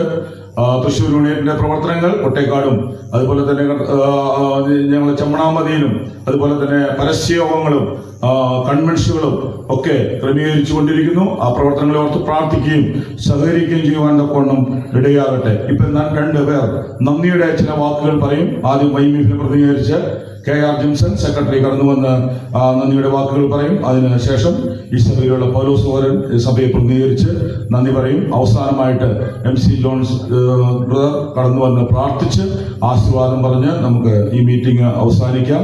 കടന്നു വന്ന എല്ലാവരോടും ഒരിക്കൽ കൂടി നന്ദി പറഞ്ഞുകൊണ്ട് ദൈവനാമം മാത്രം മഹത്വപ്പെടുവാൻ തക്കവണ്ണം ഇടയാകട്ടെ. ആമേൻ. ദൈവനാമത്തിന്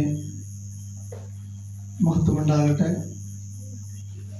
2 ദിവസത്തെ സുവിശേഷ ക്യാമ്പ് ഇവിടെ നടത്തുവാനായിട്ട് വളരെ പ്രാർത്ഥനയോടെ ഞങ്ങൾ കടന്നു വന്നു.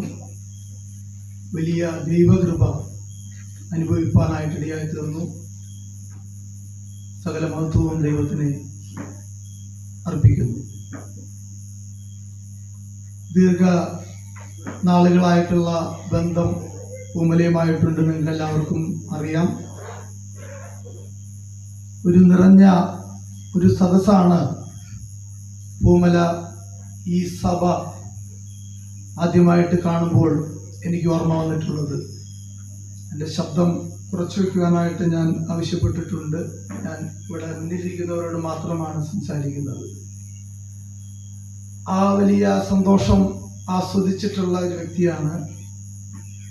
എന്നാൽ കഴിഞ്ഞ നാളുകളിൽ ആളുകളുടെ തീരെ കുറവ് ഇവിടെ വന്നപ്പോൾ വലിയ പ്രാർത്ഥനയും ആ നിലയിൽ എൻ്റെ സുഹൃത്തുക്കളുമായിട്ട് ഇവിടെ കടന്നു വന്ന് സഹകരിക്കണമെന്നുള്ള ആഗ്രഹവും ഉണ്ടായിരുന്നു. ആ നിലയിൽ പ്രാർത്ഥിച്ച് വരുന്നൊരു വിഷയമാണ് ഈ സ്ഥലം സഭയിലെ ജോയി സഹോദരൻ എപ്പോൾ കണ്ടാലും ഒരു പ്രവർത്തനം നടത്തണം എന്ന് എന്നോട് പറയും. അത് പറയാനായിട്ടുള്ള സ്വാതന്ത്ര്യവും സ്നേഹവും പ്രിയപ്പെട്ടവനുമായിട്ട് എനിക്കുണ്ട്. അദ്ദേഹം അങ്ങനെ പറയുമ്പോൾ തന്നെ ദീർഘനാളുകളായിട്ട് ഞങ്ങൾ ആ കാര്യം പരസ്പരം ഷെയർ ചെയ്ത് പ്രാർത്ഥനയിൽ വെച്ചുകൊണ്ടിരുന്നൊരു വിഷയമാണ്.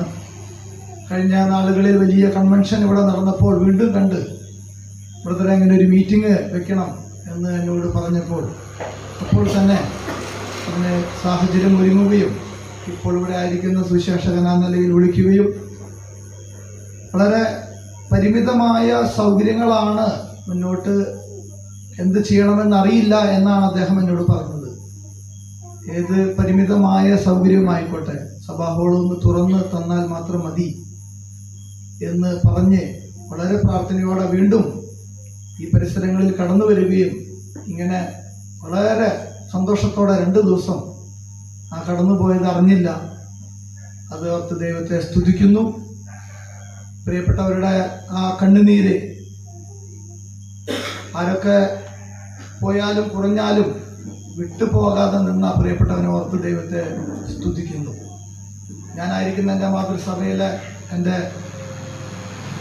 ആ സഭയിലെ എൽഡർ എന്നോട് ഇങ്ങനെ പറയും, അവസാന ശ്വാസം വരെയും ഇവിടെ നിൽക്കണം, ആരൊക്കെ പോയാലും ഇത് കൂട്ടുവാനായിട്ട് എൻ്റെ ഉള്ളം അനുവദിക്കുന്നില്ല എന്ന് പറയുന്നത് ഞാൻ കേട്ടിട്ടുണ്ട്. അതുപോലെ തന്നെ ആ പ്രാർത്ഥനയും പ്രിയപ്പെട്ടവൻ്റെ അപാരവും ഈ നിലയിൽ ഈ സ്ഥലം സഭയിലുള്ളവരെല്ലാം മുഴുവനും എന്നെനിക്ക് അറിയാമെങ്കിൽ ഒരു നിറഞ്ഞ സദസ്സ് ഇവിടെ കൊണ്ടുവരുവാൻ കഴിഞ്ഞതിൽ ദൈവത്തിന് സകല നന്ദിയും അർപ്പിക്കുകയാണ്.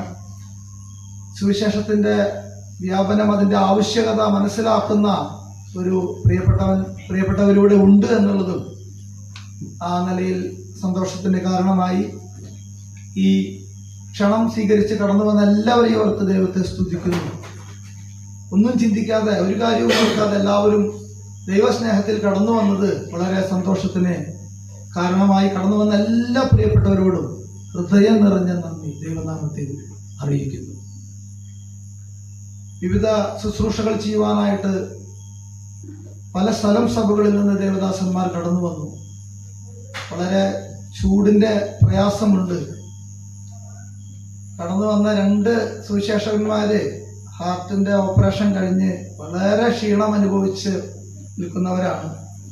പല ദേവദാസന്റെയും പുറത്ത് തട്ടി ഓക്കെ അല്ലേ എന്ന് ഞാൻ ചോദിച്ചു ഇരിക്കുന്നത് കണ്ടിട്ട്. ആ വെയിലിൻ്റെ ആ തളർച്ച കണ്ടിട്ട് പോയി ചോദിക്കുമ്പോഴും അപ്പോൾ തന്നെ ഉഷാറോടുകൂടി അടുത്തത് ഞാൻ പ്രസംഗിക്കാം എന്ന് പറയുന്ന നിലയിലുള്ള അവരുടെ ആ സന്തോഷം അത് ക്രിസ്തുവിലാണ് എന്നെനിക്ക് മനസ്സിലായി. വളരെ 1 മണി വരെയുള്ള സമയം വരെയും ദൈവവചനം ഘോഷിപ്പാൻ തക്കവണ്ണമിടയായി. അത് ഇവിടെ വചനം ശുശ്രൂഷിച്ചതുപോലെ ഒരു മനുഷ്യനും ഇത് കേൾക്കാതെ പോകരുത്, ഇതറിയാതെ പോകരുത്, നിത്യശിക്ഷാവധിയിൽ അകപ്പെടരുത് എന്നുള്ള വലിയ ആഗ്രഹത്തോടെ സുവിശേഷം ഘോഷിപ്പാനായിട്ടാണ് എല്ലാ പ്രിയപ്പെട്ടവരും കടന്നു വന്നത്.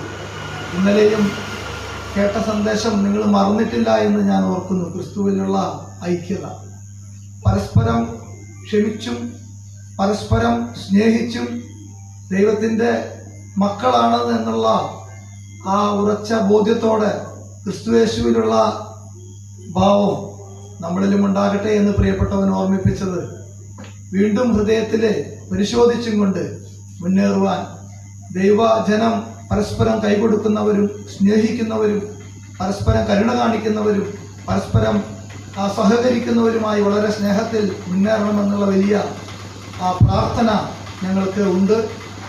നിങ്ങൾ ഈ സ്ഥലം സഭയോടുള്ള ബന്ധത്തിൽ എന്ത് ആവശ്യം വന്നാലും നിങ്ങൾക്ക് വൈകിട്ട് വിശുദ്ധനെ സമീപിക്കാം. എല്ലാ സഹകരണങ്ങളും ഞങ്ങളുടെ ഭാഗത്തു നിന്നുണ്ടാകും. സുവിശേഷ വേലയോടുള്ള ബന്ധത്തിൽ ആ നിലയിൽ ഒരു മടിയും കൂടാതെ രാത്രിയെന്നോ പകലെന്നോ വ്യത്യാസമില്ലാതെ കടന്നു വരുവാനായിട്ടുള്ള താല്പര്യവും ഞങ്ങൾക്കുണ്ട്. കടന്നു വന്ന എല്ലാ ദേവദാസന്മാരോടുമുള്ള നന്ദി. അതുപോലെ ഞങ്ങൾക്കിവിടെ പല സൗകര്യങ്ങളും ഒരുക്കിയവരുണ്ട്, പേര് പറയുന്നില്ല. അത് ദൈവനാമ മഹത്വത്തിനായിട്ട് നിങ്ങൾ ചെയ്തതിൻ്റെ പ്രതിഫലം ദൈവം നിങ്ങൾക്ക് നൽകും. ഇവിടെ നന്ദി പറഞ്ഞ് അത് കളയുവാനായിട്ട് ഞാൻ താല്പര്യപ്പെടുന്നില്ല. എല്ലാവരോടും ആ നിലയിലാണ്. എന്നാലും നന്ദി പറയാണ്ട് ഒരു സംഘടന എന്ന നിലയിൽ അതുള്ളത് കൊണ്ടാണ് പറയുന്നത്. ഞങ്ങൾ പരസ്പരം നന്ദി പറയുമ്പോൾ ഞങ്ങൾ പറയും, കർത്താവിൻ്റെ വേലയ്ക്കല്ലേ നമ്മൾ ഒരുമിച്ച് വന്നത്. ബ്രദർ എങ്ങനെയാണ് എന്നോടും ഞാൻ എങ്ങനെയാണ് ബ്രദറിനോടും നന്ദി പറയാമെന്ന് ഞങ്ങൾ പറയാറുണ്ട്. എന്നാലും എൻ്റെ ആ സന്തോഷം ഞാൻ നിങ്ങളോട് അറിയിക്കുകയാണ്. എല്ലാവരോടും, വിശേഷാൽ ഈ ശബ്ദ ക്രമീകരണങ്ങളൊന്നും IMF-ന്റെ അല്ല, അതെല്ലാം ഒരു സഹോദരൻ നമ്മളെ സഹായിക്കുന്നതാണ്. എപ്പോൾ വേണമെങ്കിലും തരുന്ന ഒരു പ്രിയപ്പെട്ടവനാണ്. പ്രിയപ്പെട്ടവനെ ദൈവം ധാരാളമായി അനുഗ്രഹിക്കട്ടെ. കടന്നു വന്ന എല്ലാവരോടും, മറ്റ് സ്ഥലം സഭകളിൽ നിന്നും വന്നിട്ടുണ്ട്, അതുപോലെ എനിക്ക് അറിയുന്നവരും അറിയാത്തവരൊക്കെ ഉണ്ട്. എല്ലാവരോടും ഒറ്റ വാക്കിൽ നന്ദി പറഞ്ഞുകൊണ്ട് ഞാൻ ഇരിക്കുന്നു. ദൈവനാമം വാഴ്ത്തപ്പെടുമാറാകട്ടെ. ആമേൻ. ജിംസൺ സ്വാഭാവികം ഓർപ്പിച്ചതുപോലെ ഈ കിഴക്കുള്ള പ്രദർശന സഭയോട് ബന്ധപ്പെട്ട് ഒരു സുവിശേഷ ക്യാമ്പയിനിലേക്കുള്ളായിരിക്കുന്ന തീരുമാനം ദൈവകൃപയാലെ ഫലകരമായി തീരുവാൻ കർത്താവ് സഹായിച്ചു. പ്രിയ ജോയ് സോഹനോടാണ് താൻ കാര്യം പറഞ്ഞത്. ജോയ് സോഹന തന്നെ ഓർപ്പിച്ചു. നമുക്ക് പ്രാർത്ഥിക്കാം, കർത്താവ് അനുവദിച്ചതുപോലെ ആ പ്രവർത്തനം നമുക്ക് ഭംഗിയായി നിവർത്തിപ്പാൻ ദൈവത്തോട് പ്രാർത്ഥിക്കാം എന്ന് ഞാൻ പറയുകയാണ് ചെയ്തത്.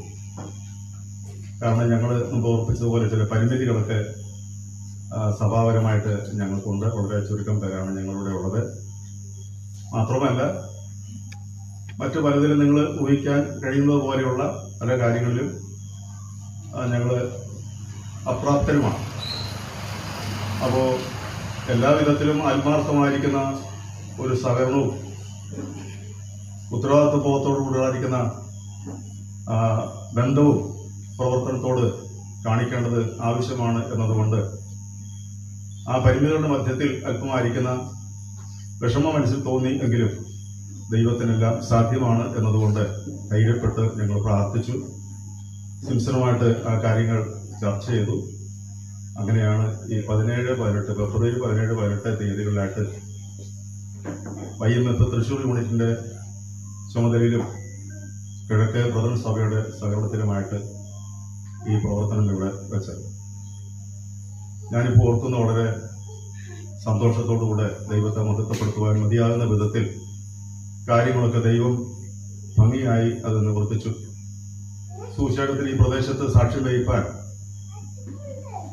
2 ദിവസം ഇവിടെ വന്ന് പ്രവർത്തിച്ച ദൈവദാസന്മാരോട് ചേർന്ന് ഞങ്ങൾക്കും ആയിരിക്കാനിടയായത് ഒരു വലിയ സന്തോഷമാണ്. കഴിഞ്ഞ 10-16 സ്ഥലങ്ങളിലായിട്ട് പരസ്യയോഗങ്ങൾ നടന്നു. ഭവന സന്ദർശനം ഇതിന്റെ കിഴക്കും പടിഞ്ഞാറും ഭാഗങ്ങളിലായിട്ട് 4 ദിക്കുകളിലേക്കുമായിട്ട് ഈ 2 സഹോദരന്മാർ അവരുടെ ടീമിൽ നിന്ന് പോയി ഭവനങ്ങൾ സന്ദർശിച്ചു, സുവിശേഷം അറിയിച്ചു. ചിലരൊക്കെ തൽപരരായിട്ടിരിക്കുന്നു എന്നുള്ള കാര്യം അറിയുവാനിടയായി. അവരെ കർത്താവിനെ വെച്ചാൽ സന്ദർശിക്കുവാൻ ആഗ്രഹിക്കുന്നുണ്ട്. ഞങ്ങൾക്ക് ലഭിച്ചതായിരിക്കുന്ന ഈ 2 ദിവസങ്ങൾ ഈ പ്രിയ കർത്തദാസനോട് ചേർന്ന് സുവിശേഷത്തിൽ സാക്ഷ്യം വഹിക്കാൻ ലഭിച്ചതായ സന്ദർഭം വിലപ്പെട്ടതായിട്ട് ഞങ്ങൾ കാണുന്നു. ഞങ്ങൾക്ക് അതിൽ വലിയ സന്തോഷമുണ്ട്. മാത്രമല്ല, ജിംസൺ ഓർപ്പിച്ചതുപോലെ ഇനിയും ദൈവം അനുവദിച്ചാൽ ഇങ്ങനെയുള്ള പ്രവർത്തനങ്ങൾ ഞങ്ങൾക്ക് കർത്താവ് സാധിപ്പിച്ചതിനു വേണ്ടി ഞങ്ങൾ പ്രാർത്ഥിക്കുന്നു. ആ വിധത്തിൽ നിങ്ങളുമായിട്ടുള്ള ആത്മീയ ബന്ധം പുലർത്തുവാനും ഞങ്ങൾക്ക് ആഗ്രഹമുണ്ട്. അതുകൊണ്ട് ഈ 2 ദിവസങ്ങളായിട്ട് ഇവിടെ കടന്നു വന്ന് ഈ പ്രവർത്തനങ്ങളിൽ സഹകരിച്ചതായിരിക്കുന്ന IMF-ന്റെ ടീമിലെ അംഗങ്ങൾക്ക്, അതുപോലെ കടന്നു വന്ന് പ്രവർത്തിച്ച് ഭവനങ്ങളിലേക്ക് പോയിരിക്കുന്നവരുണ്ട്, അവർക്കെല്ലാവർക്കും ഇതിന് ചുമതലപ്പെട്ട പ്രിയപ്പെട്ട സഹോദരന്മാർക്കും ഞങ്ങളുടെ സഭയുടെ നന്ദി ഞങ്ങൾ ആദ്യമായി അറിയിക്കട്ടെ. ദൈവം നിങ്ങളെയും നിങ്ങളുടെ പ്രവർത്തനങ്ങളെയും മാനിക്കട്ടെ, ആദരിക്കട്ടെ. പല സഭകൾക്കും ഇതൊരു താങ്ങും തണലുമാണ്. അതുപോലെ ആത്മീയ ശുശ്രൂഷയിലും ക്രിസ്തീയ ജീവിതത്തിന്റെ വിവിധ മേഖലകളിൽ ഏർപ്പെട്ടിരിക്കുന്ന ദൈവമക്കൾക്ക് പ്രചോദനപ്രദമായും ആത്മീയമായിരിക്കുന്ന പ്രേരക ശക്തിയായിട്ടും ഈ പ്രിയപ്പെട്ടവരുടെ സഹകരണവും പ്രവർത്തനവും ഇനിയും ദൈവം സഫലമാക്കി തീർക്കട്ടെ എന്ന് പ്രാർത്ഥിക്കുകയും ചെയ്യും. ടീമിലെ എല്ലാ അംഗങ്ങളോടും പേരുപേരായി, ആരുടെയും പേരെടുത്ത് പറയുന്നില്ലെങ്കിലും എല്ലാവരോടും പേരുപേരായിട്ടുള്ള നന്ദി ഞങ്ങൾ സഭയായിട്ട് അറിയിക്കും. മാത്രമല്ല, ചില കാര്യങ്ങളൂടെ പറയുവാൻ ആവശ്യമുണ്ട്. അവർക്ക് ഭക്ഷണ കാര്യങ്ങൾ ക്രമീകരിക്കുന്നതിന് വേണ്ടിയുള്ള ഒരു ചെറിയ ചിന്താകുലം ഉണ്ടാകുമെന്ന് വെച്ചാൽ ഇല്ലായ്മയുടെ പ്രയാസങ്ങളിൽ നിന്നുള്ള ഭാരം ഞങ്ങൾക്കുണ്ടായി. സന്ദർഭികമായിട്ടാണ് പ്രിയ ജെയിംസ് ഓവറിനെ, കണ്ണൂരത്തിലെ പ്രിയ ജെയിംസ് ഓവറിന്റെ മകൻ ജെയിംസിനെ ഞാൻ കാണുന്നത്. ഇങ്ങനെ ഒരു ടീം പ്രവർത്തനം ഇവിടെ വയ്ക്കാൻ പോകുന്നുണ്ട്. അതിൻ്റെ വിധങ്ങളൊക്കെ ഇങ്ങനെയാണ്. അപ്പോൾ ഞങ്ങളുടെ ഇല്ലായ്മ ഞങ്ങൾ പറയട്ടെ, അങ്ങനെയൊക്കെയുള്ള ചർച്ചകളിലൊക്കെ ഞങ്ങളുടെ സംസാരങ്ങൾ പോയി. എന്നാൽ പ്രിയ സഹോദരന് ഈ ടീമിലെ പലരുമായിട്ടുള്ള വ്യക്തിപരമായ ബന്ധവും ആത്മീയമായിരിക്കുന്ന സാഹോദര്യത്തിന്റെ സംസർഗമൊക്കെ തനിക്കുണ്ട്. അപ്പോൾ തനിക്ക് വളരെ താല്പര്യം തോന്നി. താൻ പറഞ്ഞു, നമുക്ക് ഒരു കാര്യം ചെയ്യാം, എൻ്റെ ഭവനത്തിൽ അവർക്കെല്ലാവർക്കും ആഹാരം ഞാൻ കൊടുക്കാം എന്ന് പറഞ്ഞു. അത് വലിയ ഒരാശ്വാസമായിട്ടും സന്തോഷമായിട്ടും എനിക്ക് തോന്നി. അപ്പോൾ തന്നെ എനിക്കൊരു പ്രയാസം തോന്നി. കാരണം അത് ഒരു ബന്ധപ്പാടുള്ള കാര്യമാണ്. സാധനങ്ങളൊക്കെ പോയി വാങ്ങിക്കണം, ഒരുക്കണം, അതിൻ്റെ മറ്റ് അധ്വാനങ്ങൾ ഭാരങ്ങളൊക്കെ ഉണ്ട്. ആരൊക്കെ കൂടെ നിൽക്കും, താനും എൻ്റെ ഭാര്യയുള്ളൂ, പിന്നെ മറ്റാരെങ്കിലൊക്കെ വിളിക്കണം. അവരൊക്കെ ചിലപ്പം സൗകര്യപ്രദമായ വിധത്തിൽ കിട്ടാനായിട്ട് സാധ്യത കുറവുള്ളതുകൊണ്ട് ഞാൻ സംശയിച്ചു. എങ്കിലും താൻ സന്തോഷം പ്രകടിപ്പിച്ചു. പിന്നീട് ഇങ്ങനെയുള്ള കാര്യങ്ങളുടെ ആ സൗകര്യക്കുറവ് നിമിത്തം നമുക്കത് മറ്റൊരു സ്ഥലത്ത് ഏൽപ്പിക്കാം, അതിൻ്റെ പൈസ ഞാൻ കൊടുത്തോളാം എന്ന് പ്രിയ സഹോദരൻ പറയുകയാണ് ചെയ്തത്. അങ്ങനെയാണ് ഞങ്ങളുടെ അടുത്തുള്ള ഒരു ഹോട്ടലിൽ ഈ പ്രിയപ്പെട്ട സഹോദരന്മാർക്ക് ഭക്ഷണം ക്രമീകരിച്ചത്. അതിൻ്റെ സാമ്പത്തികമായ എല്ലാ ചെലവും പ്രിയ ജെയിംസ് ഓവറിനാണ് വഹിച്ചത്. അതുപോലെ ദൈവത്തെ സ്തുതിക്കുകയും പ്രിയപ്പെട്ടവരോട് തൻ്റെ കുടുംബത്തോടുള്ള സഭയോട് നന്ദിയും കൃതജ്ഞതയും ഞാൻ ഈ തരുണത്തെ ദൈവനാമത്തിൽ അറിയിക്കട്ടെ. ദൈവം ധാരാളമായിട്ട് സഹോദരനെയും കുടുംബത്തെയും സഹായിക്കട്ടെ. മറ്റൊരു കാര്യം, ഇപ്പോൾ നമുക്കിവിടെ ഈ മുറ്റത്ത് ഈ യോഗ നടത്തുവാനായിട്ട് പ്രിയ ജെയ്സൺ സഭ മുഖാന്തരമായിട്ട് നമുക്കിങ്ങനെ ഒരു സൗകര്യം ലഭിച്ചതിൽ വളരെ സന്തോഷമുണ്ട്. ഇന്നലെ ഹോളിലാണ് യോഗ നടന്നത്. അവിടെ ഇരിക്കാൻ ഇടമുണ്ട്, എങ്കിലും ഈ ചൂടിൻ്റെ ആധിക്യം ഫാനിട്ടാലും അവിടെ കുറയുന്നില്ല. അപ്പോൾ അതുകൊണ്ട് അല്പം കൂടെ ഒരു ഓപ്പൺ എയറായിട്ട് ഈ മുറ്റം ലഭിച്ചാൽ നന്നായിരുന്നു എന്ന് ഇവിടുത്തെ സഹോദരന്മാർ ചിന്തിച്ചു, പറഞ്ഞു. ജെയ്സൺ സഹോദരനും ഇങ്ങോട്ടത് ആവശ്യപ്പെടുകയുണ്ടായി. അങ്ങനെ ഈ മുറ്റം നമുക്ക് വേണ്ടി ക്രമീകരിക്കപ്പെട്ടു. പ്രിയപ്പെട്ടവരോടും ഇവിടെ താമസിക്കുന്നവരോടുള്ള നന്ദി പ്രത്യേകമായിട്ട് ഓർപ്പിക്കുന്നു. പ്രത്യേകം ഇന്ന് കടന്നു വന്ന് ദൈവത്തിൻ്റെ വചനം അറിയിച്ച ദൈവവൃത്തിയോടുള്ള ഞങ്ങളുടെ നന്ദിയും സ്നേഹവും അറിയിക്കട്ടെ. വളരെ ആഴമേറിയതായിരിക്കുന്ന ആത്മീയ സത്യങ്ങൾ ലളിതമായിരിക്കുന്ന ഭാഷയിൽ നമുക്ക് എല്ലാവർക്കും മനസ്സിലാകാവുന്ന വിധത്തിൽ താൻ ആ വിഷയം അവതരിപ്പിച്ചു. കർത്താവായിരിക്കുന്ന യേശു ക്രിസ്തു വിശ്വസിക്കുന്നവൻ ലോകത്തെ ജയിക്കുന്നു, പാപത്തെ ജയിക്കുന്നു, അവൻ ന്യായവിധിയെ ജയിക്കുന്നു.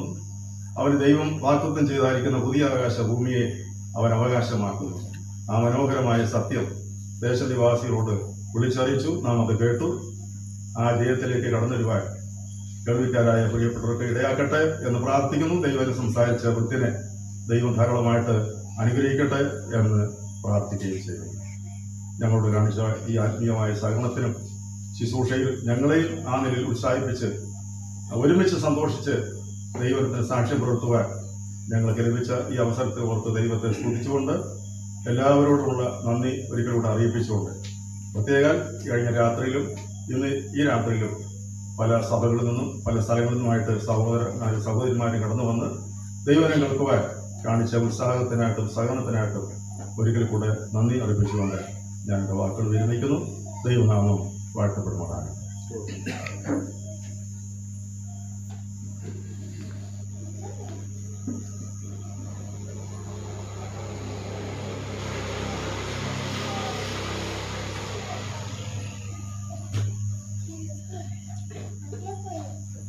നമുക്ക് പ്രാർത്ഥിക്കാം.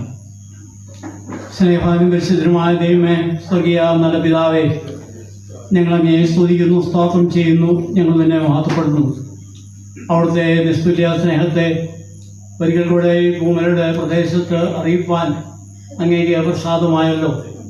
ആരും നശിച്ചു പോകാതെ എല്ലാവരും മാനസാന്തരപ്പെടണം എന്ന് വെച്ചിട്ട് ദീർഘക്ഷമ കാണിക്കുന്ന വലിയനായ ദൈവം ആ സന്ദേശം ഈ ഭൂമിയുടെ മുക്കിലും മൂലയിലും അതിശക്തമായി അറിയിക്കുവാൻ ഈ 2 ദിവസങ്ങളിൽ ദൈവമാണെന്ന് അനുവദിച്ചുകൊണ്ട് ഞങ്ങൾ ദൈവത്തിന് സ്തോത്രം ചെയ്യുന്നു. ഭവനങ്ങളിൽ കടന്നുപോയി മാത്രമല്ല പരസ്യ സ്ഥലങ്ങളിൽ ഈ ഉച്ചഭാഷകളിലൂടെ അതിശക്തമായി സഹോദരന്മാർ കർത്താവെ നിന്റെ രക്ഷയെക്കുറിച്ച് വീണ്ടും ഭൂമിയെ അറിയിക്കുവാനായിട്ട് ഇടയായി തീർന്നത് ദൈവത്തിന് ഈ ദേശത്തുള്ള സ്നേഹമാണ്. വരുവാനുള്ള ഒരു ന്യായവിധിയുണ്ട്. ആ ന്യായവിധിയിൽ നിന്ന് പ്രാപിപ്പാൻ യേശുക്രിസ്തുവിനെ രക്ഷിതാവായി സ്വീകരിച്ച് ദൈവമക്കളായി തീരണം എന്ന് ആഹ്വാനം ചെയ്യുവാൻ യുവ സഹോദരന്മാരെ ശക്തിപ്പെടുത്തി ഈ ദേശത്തേക്ക് അയച്ചതോർത്ത് നന്ദിയോടെ സ്തോത്രം ചെയ്യുന്നു. അവർ ചെയ്ത സകല ശുശ്രൂഷകൾക്കായും ഞങ്ങൾ നന്ദിയോടെ സ്തോത്രം. അവരിൽ നിന്ന് കേൾക്കപ്പെട്ടതായിരിക്കുന്ന ദൈവവചനം അനേകരുടെ രക്ഷയ്ക്ക് കാരണമായി തീരുവാൻ ദൈവമടന്ന് ദയാക്കി ചേർക്കണമേ എന്ന് പ്രാർത്ഥിക്കുന്നു. എൻ്റെ ദാസന്മാരെ കർത്താവ് ശക്തമായ കരങ്ങളെടുത്ത് ഉപയോഗിച്ചു. വലിയ പ്രതിസന്ധികളുണ്ടായിരുന്നു, വെയിലിൻ്റെ ചൂടും പ്രയാസങ്ങളൊക്കെ ഉണ്ടായിരുന്നു. അതിനെയൊക്കെയും അതിജീവിച്ചുകൊണ്ടാണ് എൻ്റെ ദാസന്മാർ കർത്താവെ കടന്നുപോയി വചനം അറിയിച്ചത്. അതുപോലെ കർത്താവെ ഇന്ന് രാത്രിയിലും അവിടുത്തെ നിസ്തുല്യമായ സന്ദേശം അറിയിക്കുവാൻ ദൈവത്തിന് പ്രസാദമായ ഓർത്ത് തിരുനാമത്തിന് നമ്മുടെ സ്തോത്രം. വിശുദ്ധ വേദപുസ്തകത്തിൻ്റെ നിസ്തുല്യതയും അതിൻ്റെ കാരണവും ഞങ്ങൾക്ക് കേൾക്കുവാനിടയായി തീർന്നു. അവിടെ നിന്നാണ് അതിൻ്റെ ഓതം. കർത്താവെ അതുകൊണ്ടാണ് ആ ബൈബിൾ നിസ്തുല്യമായിരിക്കുന്നത് എന്ന് ഞങ്ങൾക്ക് മനസ്സിലാക്കുവാൻ കഴിഞ്ഞു. തുടർന്ന് ഞാൻ പുതിയ ആകാശവും പുതിയ ഭൂമിയും കണ്ടു, പഴയതൊക്കെ നീങ്ങിപ്പോയി, ഇതാ സകലവും പുതുതായിരിക്കുന്നു എന്നുള്ള ആ വാക്ക് കർത്താവെ ഞങ്ങൾക്ക് കേൾക്കുവാനിടയായി. ഈ പുതിയ ആകാശ പുതിയ ഭൂമിയിൽ പ്രവേശിക്കുന്നവരാരാണ്? അവർക്ക് എങ്ങനെയാണ് പ്രവേശിക്കുവാൻ കഴിയുന്നത്? കർത്താവായ യേശുക്രിസ്തു വിശ്വസിച്ച് പാപമോചനം പ്രാപിച്ച് ലോകത്തെ ജയിച്ചവർക്കാണ് ആ പുതിയ ആകാശ പുതിയ ഭൂമിയിൽ പ്രവേശനം. അവിടെ കണ്ണുനീരില്ല, ദുഃഖമില്ല, മരണമില്ല എന്ന കർത്താവെ കേൾക്കുവാൻ ഇടയായി. അങ്ങനെയുള്ളതായിരിക്കുന്ന ഒരു ലോകത്തിലേക്ക് പ്രവേശിക്കുവാൻ തക്കവണ്ണം ഇടയായിത്തീരുന്ന എത്രയോ അനുഗ്രഹമാണ് കർത്താവെ. ആ നിലയിൽ ഇന്ന് രാത്രി ഞങ്ങളെ കേൾപ്പിച്ച അവിടുത്തെ വലിയ വചനത്തിനായി ഞങ്ങൾ നന്ദിയോടെ സ്തോത്രം ചെയ്യുന്നു. കർത്താവെ ഈ വചനം കേട്ടതായിരിക്കുന്ന ഈ ശബ്ദവാഹിനിയിലൂടെ ഈ വചനം കേട്ടതായിരിക്കുന്ന എല്ലാ പ്രിയപ്പെട്ടവർക്കായി ഞങ്ങൾ പ്രാർത്ഥിക്കുന്നു. അവരാരും നശിച്ചു പോകുവാൻ ദൈവമേ ഇടയാതെ കേട്ട വചനം അവരുടെ രക്ഷയ്ക്ക് കാരണമാക്കി തീർക്കുമാറാകണം എന്ന് പ്രാർത്ഥിക്കുന്നു. അതുപോലെ കർത്താവെ നിന്റെ ദാസൻ സോണിക്കായി ഞങ്ങൾ നന്ദിയോടെ സ്തോത്രം ചെയ്യുന്നു. പ്രിയ നിന്റെ ദാസനെ ദൈവം ഒരു നാളുകളിൽ അധികമായി കരങ്ങളിൽ ഉപയോഗിക്കേണ്ടതിനായി നിന്റെ ദാസനെയും കർത്താവിൻ്റെ കരങ്ങളിൽ ഞങ്ങൾ ഏൽപ്പിച്ച് പ്രാർത്ഥിക്കുകയാണ്. ഇന്ന് രാത്രി ഇവിടെ കടന്നു വന്ന എല്ലാ പ്രിയപ്പെട്ടവർക്കായും സഹോദരന്മാർക്കായും ഈ ശബ്ദവാഹിനിയിലൂടെ ഞങ്ങളെ ശ്രവിക്കുന്നവർക്കായും എല്ലാവർക്കായും ഞങ്ങൾ നന്ദിയോടെ സ്തോത്രം ചെയ്യുന്നു. ഭൂമലയ്ക്കായി ഞങ്ങൾ കർത്താവെ നന്ദിയോടെ സ്തോത്രം ചെയ്യുകയാണ്. കേട്ട വചനം ആർക്കും ന്യായവിധിക്ക് കാരണമായി തീരുവാനിടയാതെ വണ്ണം അതൊക്കെയും അവരുടെ രക്ഷയ്ക്ക് കാരണമാക്കി തീർക്കുമാറാകണമേ എന്ന കർത്താവെ ഞങ്ങൾ പ്രാർത്ഥിക്കുകയാണ്. ഇത്രത്തോളം ഞങ്ങൾക്കെല്ലാം അനുകൂല സാഹചര്യങ്ങളും കർത്താവ് നൽകി ഇത്രത്തോളം കർത്താവെ ഞങ്ങളെ ബലപ്പെടുത്തി ഞങ്ങൾ ഓർത്തുപോലെ ശാരീരികമായി ബലഹീനതയിലായിരിക്കുന്ന നിങ്ങൾ ദാസന്മാരിലൂടെ കടന്നു വന്നിട്ടുണ്ട്. എന്നാൽ ദൈവം അവരെ ഈ ദിവസങ്ങളിൽ ശക്തിപ്പെടുത്തിയതുകൊണ്ട് ഞങ്ങൾ തിരുനാമത്തിന് നന്ദിയോടെ സ്തോത്രം. കർത്താവെ അവിടുന്ന് ഞങ്ങളോട് കാണിച്ച എല്ലാ കരുണയ്ക്കായും ദയയ്ക്കായും കർത്താവെ ഞങ്ങൾ തിരുനാമത്തെ സ്തുതിക്കുന്നു. ഞങ്ങളോട് കാണിച്ച എല്ലാ നന്മകൾക്കായി ഞങ്ങൾ നന്ദിയോടെ സ്തോത്രം. സകലമാനവും മഹത്വവും ഞങ്ങൾ ഞങ്ങളുടെ പാദപീഠത്തിൽ സമർപ്പിക്കുന്നു.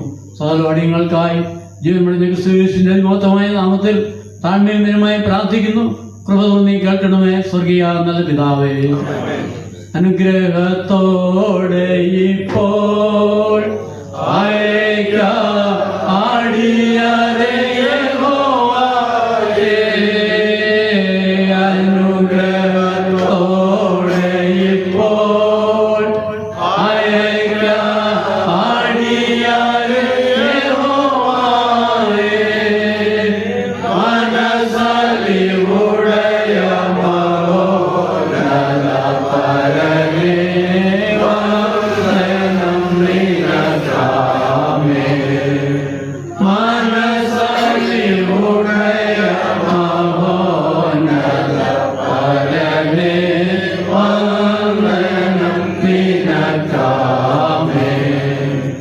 പിതാവായ ദൈവത്തിന്റെ സ്നേഹവും കർത്താവായ യേശുവിന്റെ കൃപയും ആശ്വസിക്കുകയും വഴിനടത്തുകയും ചെയ്യുന്ന വിശുദ്ധാത്മാവിന്റെ കൂട്ടായ്മയും സംബന്ധവും ഇപ്പോഴെപ്പോഴും കർത്താവെ ഞങ്ങളുടെ പ്രാർത്ഥനയിൽ ചോദിച്ച എല്ലാ കാര്യങ്ങളിലും വചനം കേട്ട എല്ലാ പ്രിയപ്പെട്ടവരോടും വചനം സൂക്ഷിക്കാനൂടെ കടന്നു വന്ന എല്ലാ ദൈവദാസന്മാരും കൂടെ ഇപ്പോഴും എപ്പോഴും ഉണ്ടായിരിക്കുമാറാകണമേ.